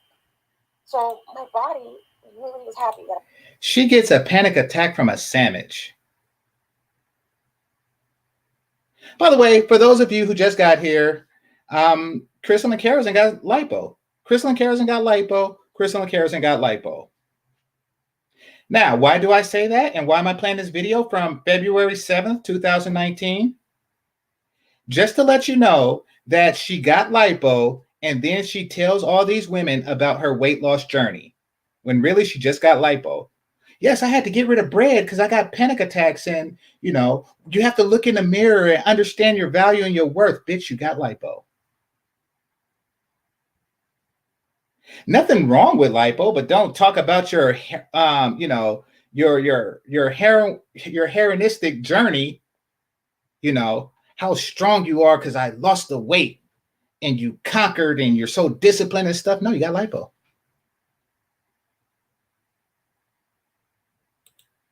I'm not putting that in there. And at 40, almost 46 years old, I have to be careful. I always have to look at myself in the mirror, to look at myself and see where I am and hold myself accountable. And so now I'm happy to say that I found an exercise that I can do regularly. I found an exercise that I can do regularly. Yeah, it's called nip tuck. You do the nip and then the tuck. You do the nip and then the tuck. You do the nip and then the tuck. So your husband will want to fuck. You do the nip and then the tuck. Before, I would just do yoga, and you guys know a lot of it. I would do most of my exercises from home. That worked for a while until it didn't. I need the discipline of a class. I need the pressure to go, and I need the consequences of not going. So right now, I'm doing exclusively Pilates 5. Y'all hear all this crap? Y'all hear all this crap she's spewing? Right now, I'm doing exclusively Pilates. Y'all hear this? This is her lying about her weight loss journey. Days a week. And if I book my classes in advance, and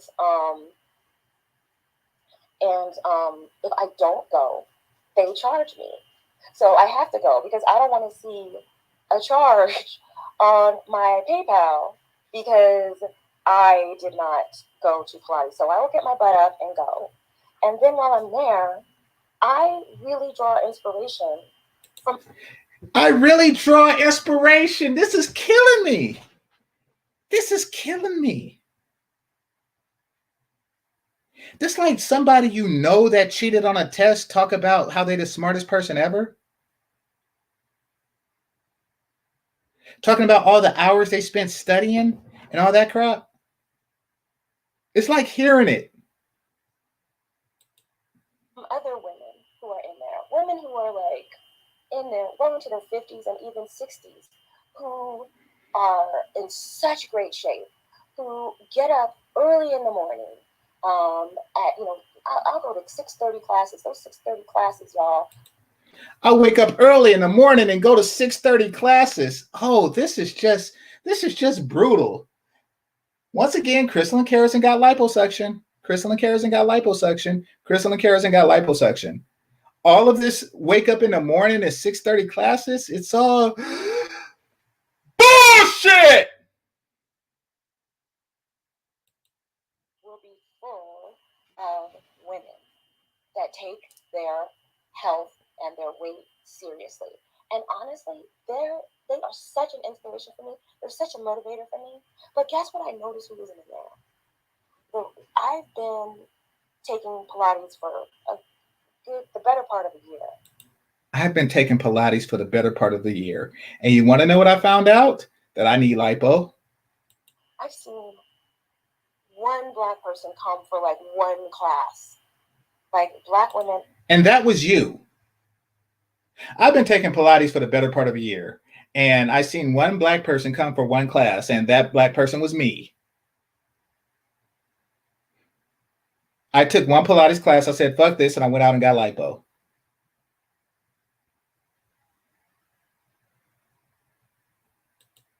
Aren't in there. And I don't know if it's because Pilates just seems like, some kind of like white people's exercise. I don't know. It can be kind of pricey. But I just don't see them. And I think that black women you guys should really give it a try, because the type of condition. She is telling black women to give Pilates a try while she got lipo. This is killing me. That Pilates does allows for you to develop really good muscle tone, burn. Oh gosh, this is brutal. Squeeze it, squash it. Fat, and it gives you this long, lean physique. I was delighted when I found out that Meghan Markle does Pilates too. So I was like, yay, I'm in good company. So that was what works for me. So here's what I would say to you guys. You got to find it something that you can commit to. It can't just be something that you do for a few months until you reach your goal, and then after that you're just going to go back to what you did before, because you will gain what you lost plus more, and you're just going to be people. You got to stay committed, like me. You got to stay committed like me. Yeah, I got lipo, but you won't know about that for another 2 years. This yo-yo. You're going to have a closet full of different clothes of different sizes, because you just keep going up and down. So and that's dangerous too. I think in some cases it's more dangerous to, go up and down and up and down. So you need to be mindful of that. You also need to find a meal plan or food or just a way that you got lipo. Meal plan, food, all that crap. You got liposuction. Of like healthy eating habits that you can live with. Like, I don't think it's a good idea to say, oh, I'm just going to eat lettuce, carrots, and celery all week for the next week, because that's not sustainable. Like, are you going to be, the next, say you're 30, are you going to spend the next 40 years of your life, 50 years of your life, every day eating like a gerbil, a guinea pig, a hamster? That's what I feed my hamster every day: lettuce, celery, and carrots. So that's what other races of women feed themselves and their children, so they won't have a heart attack every time they eat a sandwich. It's really not sustainable if you think that you're going to be able to just eat that way. It has to be something that you can do and stick with forever. So like I don't endorse, and actually I have been hit up by weight loss companies, and I won't present them. I can't in good conscience do that because I would never do it. Like I would never go on a Weight Watchers or even an Atkins or anything like that because this is not something that I would um, maintain. I mean, there is a terminal date with all of these diets, and so what are you going to do after it's over? So I always After it's over, you're going to get lipo. look to try to um, do what is sustainable. So you have to find what is sustainable for you and what. Lipo is sustainable unless you somehow get fat again and then you just go back again and you have the pink pill subscribers pay for it. You can do.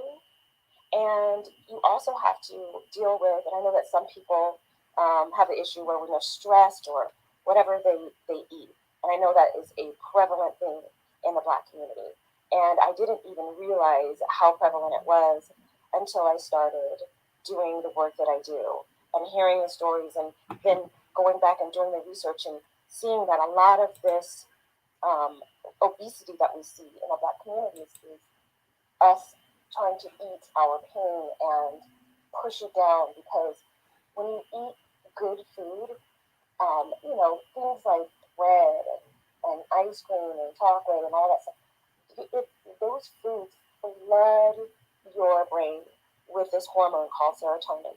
That's a feel good hormone.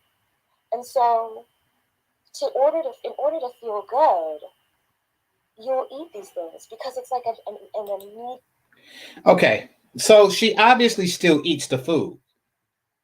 And that's why she got lipo, so she can still have her serotonin and not be fat too. That's why she did all that. Now, the problem with this is that she doesn't feel good in her life. You see, this is the secret that she's not telling you young would-be swirlers. She don't feel good. That's why she's eating the way she does. So all these videos of her showing off like, look at me, I'm in the forest and I'm such a pretty princess because I swirled, and I live well because I swirled, and everything is perfect because I'm swirling.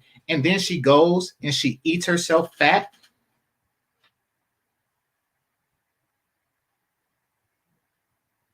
You see, once you know how unhappy swirlers are, and that their only happiness is to make others unhappy, you kind of look at women like her with guys like this in a different light. You just look at it like, okay, this is just an unhappy woman who is attempting to make others unhappy. So much so that she put herself in a position that is likely she is less happy in.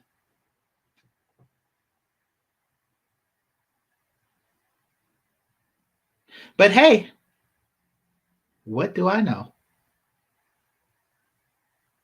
So when I see the swirlers, and I'm not talking about people who just interracially date in relationships that make sense, I'm talking about the swirlers. When I see them, I feel shame. I feel sorrow. I feel pity. Every day.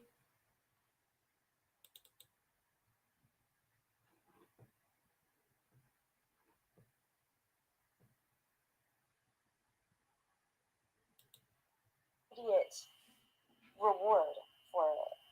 And so what happens too is that you build up, you're going back and forth eating to get those serotonin, to get those feel good, or you're eating bread and stuff like that. That spikes your blood sugar. And so you eat more, you're hungrier more, you're craving more of that stuff. You're craving sugars, which leads to inflammation, and inflammation can lead to a host of disorders and diseases. So I say that to say that part of your weight loss journey may have to happen on the therapist's couch. Like, that may be the first part of your weight loss journey. So I hope that this has been inspirational to you. This is sort of very sort of, me unveiling something that is deeply personal, but I think it's worth to share. It's worth talking about.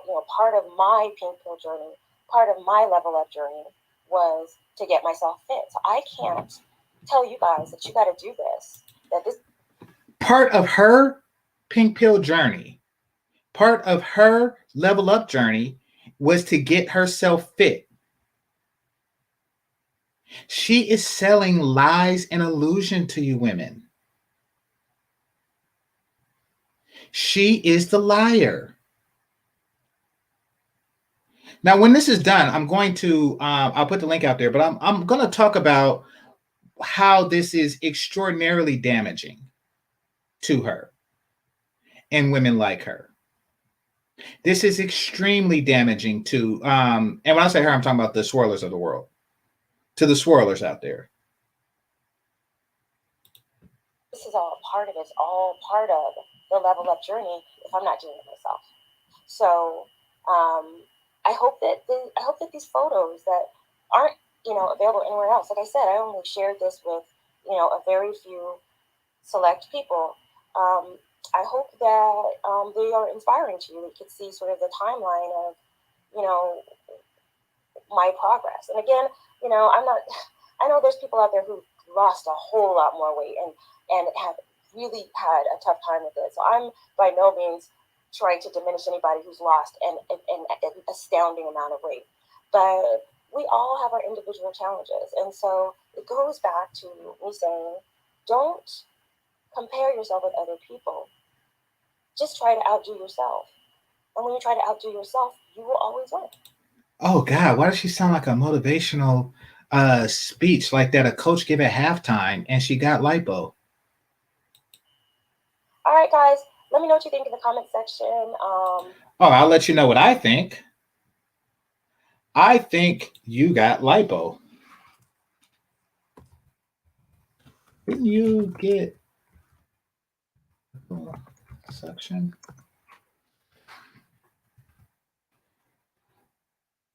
And send comment. All right. Put the link out there. Okay. What's going on, Ike? Great show. Wish I could have caught the whole thing. Actually, let me see if I got you a wrench. Hold on right quick. You just gave me one. All right. So we do that, and then I put the link out there just to give y'all time to hop on if you want to. And I'm not going to do this part long. I'm going to start. Pretty sure I'm going to just stop giving out links because that makes the show go a lot longer than I like for it to go.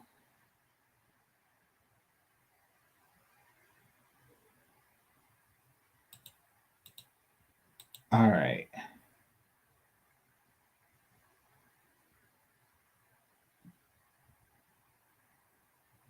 Nope, didn't mean to do that. Did not mean to do that. How did that happen? All right, give me a second.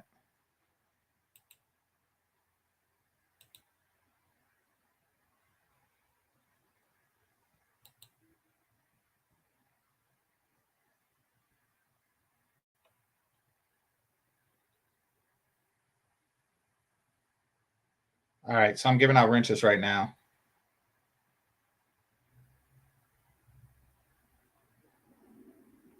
Okay, Ike has one. All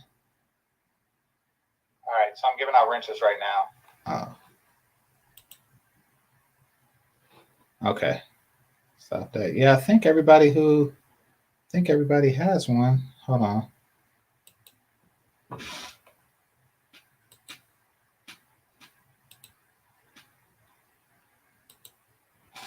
There we go. And yeah, I think that's about it for now. All right. So how's this damaging? Well, because Crystal and Karazin is constantly talking about how there is no wall. She's always implying that, oh, black women and their melanin will always just reign supreme. And, everything will be okay, as long as they have this melanin. Melanin is the cure all be all, and you can wait forever and ever and ever. You can wait forever because you have melanin. 22-year-old, go ahead and wait till you're 42. You got time because you got melanin and you'll never hit the wall. But she did hit the wall. Crystal and Karazin did hit the wall. Now, she hired a mechanic and a body shop to repair the damage that was done by hitting the wall, but you're still a wrecked automobile. You're still a wreck. You're trying to spruce it up and everything and make it seem like this was natural. This is part of the natural aging process for Black women. Making them think everything is going to be okay. You are encouraging them to procrastinate. All to your own selfish end. You don't care if they get with a dusty white dude or if they get with nobody at all because they're going to spend their youth getting the bag until they can't get it anymore. You don't care what they do as long as you make yourself the only available option on the table. Men will only be with you when they can't have a woman who's younger, hotter, sexier, childless. So you would sabotage the women who are younger, hotter, sexier, childless any way you can. You'll tell the men that, oh, you don't want those women. They're inexperienced. You don't want the women who are inexperienced. You'll tell the men that. You'll tell the women, oh, you should just date out. Oh, and you don't have to actually evaluate the guys that you are looking at. As long as you date out, that's okay, because I am going to look to date in. All ladies, listen to me and listen to me good. Swirling is just a old bitch tactic to get rid of the younger, hotter, sexier, childless. Remember yesterday when we were talking about witchcraft? When Crystal and Karazin actually asked, can you teach me your witchcraft? This is her witchcraft. This is her convincing younger, hotter, sexier, childless women to throw their vaginas away. To put their vaginas into despair.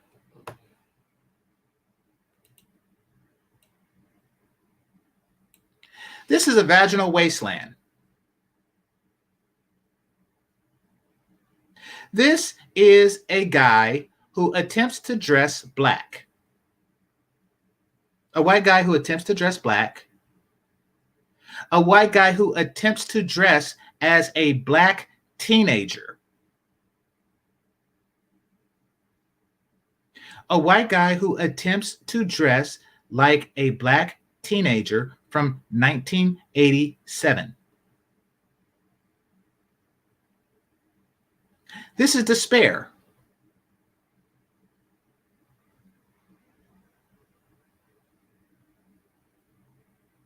And they don't care.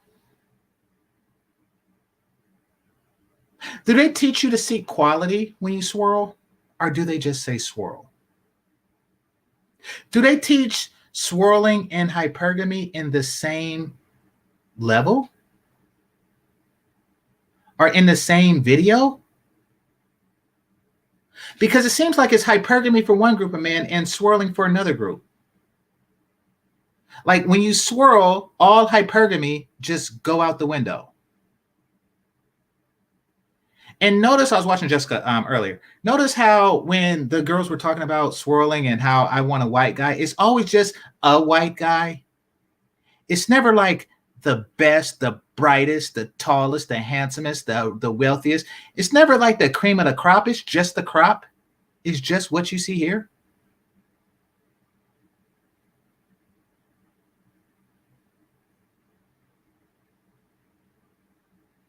Ever notice that?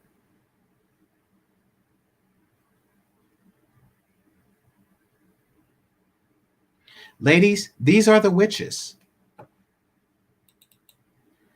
These are the witches that you need to look out for. These are the villains. Now, one more story and then I'm going to go.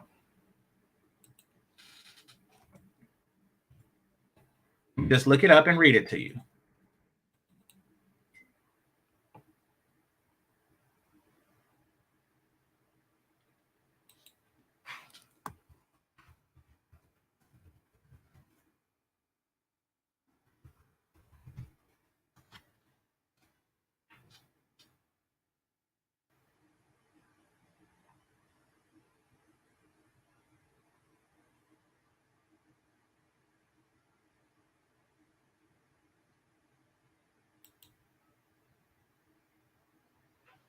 So there was an article.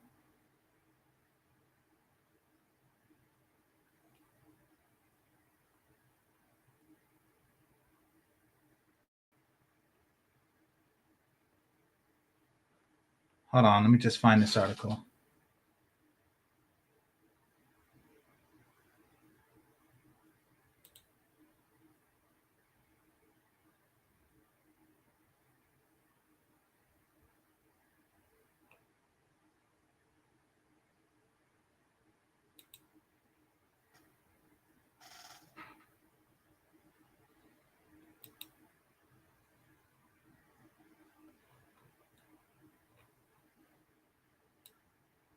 Give me a second, y'all.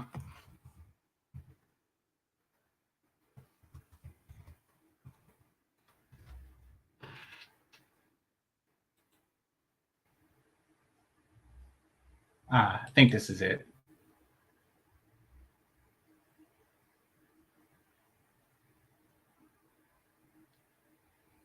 Okay. Eartha Kitt's words on backlash for marrying interracially in the 60s. Oh, crap. My bad. An ad came up. I'm trying to get past it. They can't just give you stuff. They got to make you pay for it. Okay. Marrying interracially in the 60s still ring true today. Cry. Okay, there we go. Still ring true today. No, it doesn't, but they want it to. The whole point in this is to try to get guys to be jealous, but it's not working. You just look foolish. But I'm going to give the Eartha Kitt example. A quote from legendary actress. Really? Legendary actress? I didn't know her till she was like 80 and she was on Boomerang. A quote from legendary actress Eartha Kitt is circulating on social media. Why is this circulating on social media? Okay. And sparking discussion on Black women, Black men, and interracial marriage. In it, Eartha Kitt answers whether she faced backlash for marrying real estate investor Bill McDonald from 1960 to 1965. Huh? Wait a minute, Sarah, I thought that these relationships last forever and ever and ever and ever. I thought that's how these relationships work. Okay, anyway, interviewer says, do you think you faced a lot of resentment just because you were married to a white man? Very subjective. The word a lot and resentment, really. Oh, yes. That cause the resentment I was married to Bill McDonald in 1960, people would say, why didn't you marry a Black man? Really, they just walked up and said that. I would reply, because the white girls had them. Let me scoot up in my chair. So this conversation actually happened. Why didn't you marry a black man? Because the white girls had them. The men I wanted to be with, Sidney Poitier, Harry Belafonte, dated predominantly white women. Now, Sidney Poitier actually didn't. He married a black woman, but that's here nor there. I'm talking about the 50s when Harry Belafonte's pick me out of. Excuse me, when Harry Belafonte picks me out of his bed in Philadelphia. What does that mean? Picks me out of his bed. Does somebody know? What does that mean when she says picks me out of his bed? Is that a typo? Does she mean kicks me out of his bed? And said, I don't want you to take me seriously because no black woman can do anything for me. I could not help him to progress into where he was going to go. Could somebody look up if Harry Belafonte married a black woman? I think he did. A black woman would hold a black man back. That's what he told me. If I wanted to marry a black man, there wasn't one because the white girls had them. Oh, gosh.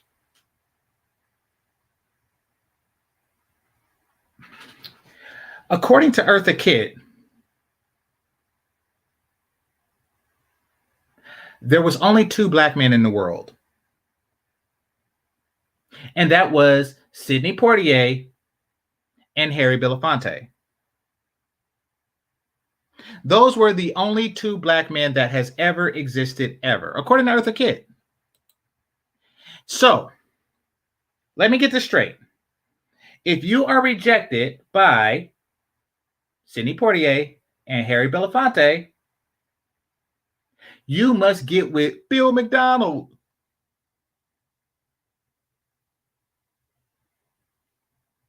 Like, how come you didn't get the white equivalent to Harry Belafonte and Sidney Poitier?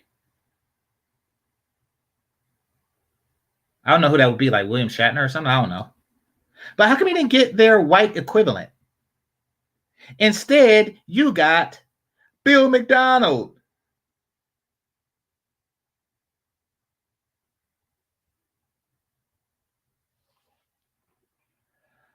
Second question, our interviewer. Do you think you faced a lot of resentment just because you were married to a white man? Is that question different?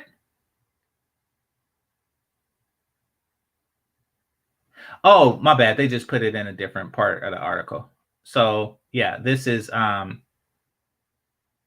okay. My bad. They just did the outtake. Got it. All right. So it says although it's not clear where this quote was lifted from, Kit's story about Harry Belafonte is similar to one recounted in Ellen Holly's autobiography. You can't see that snippet here. It's 55 years later, and Kit's words are all too familiar. It's weird. It's a strange way of thinking, but a lot of women think that way. And this swirl community is preying on it. These women will say that if Michael B. Jordan and Idris Elba got together and married a white woman, then all black men are doing it. Therefore, I'm going to get Norm Macdonald, who was rumored to be addicted to heroin. I know he fought in the war, but he was rumored to be addicted to heroin.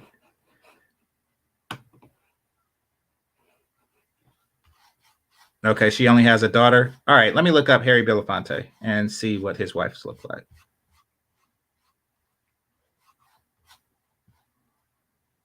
Oh, dang, it's late. All right, give me a second. Okay, wife.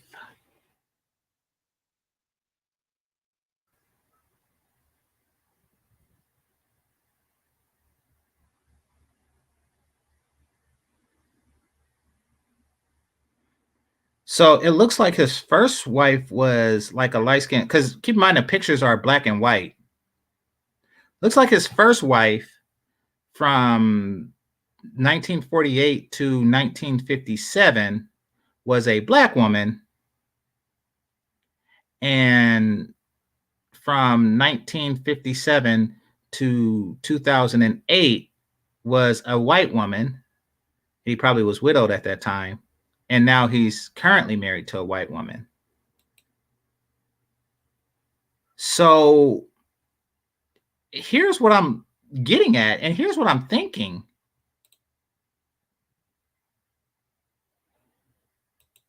She was fucking a married man.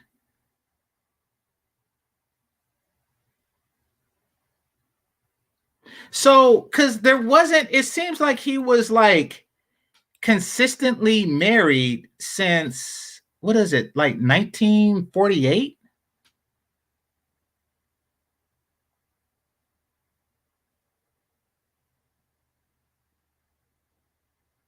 Yeah, it seems as if he was consistently married until 19, like since 1948.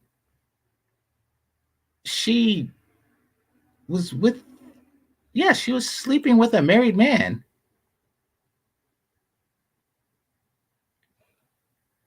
Well, she had unrealistic standards for black men.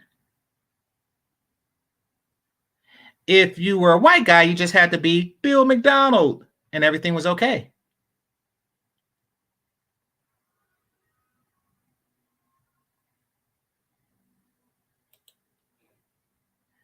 Wait a minute, what does Nat King Cole have that Bill McDonald don't have?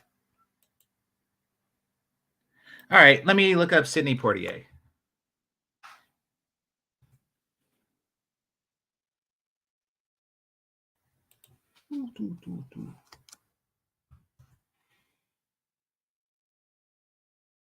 Okay, he married a dark-skinned black woman from 1950 to 1965. And then after that, in 1976, 11 years later, he married a white woman.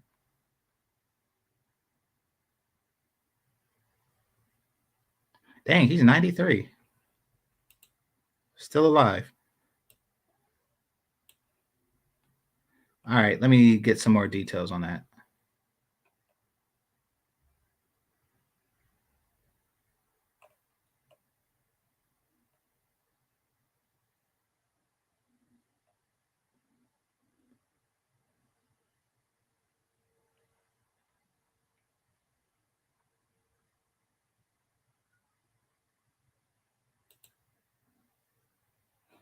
Okay, so yeah, I'm just reading it here. All right, so to be frank, it just looks like um these guys are indifferent and they just married the person who they thought was best for them at the time.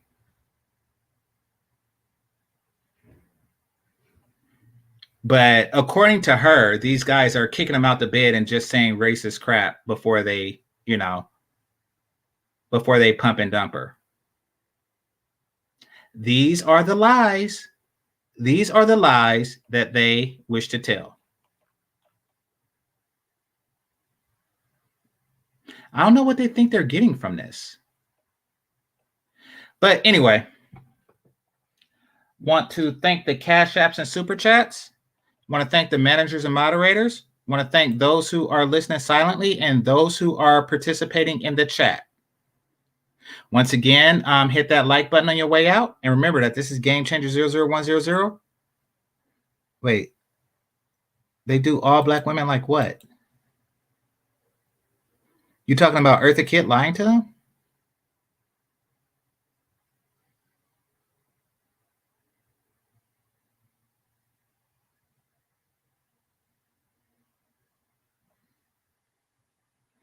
Okay, anyway, this is Game Changer 00100. Game over. Peace.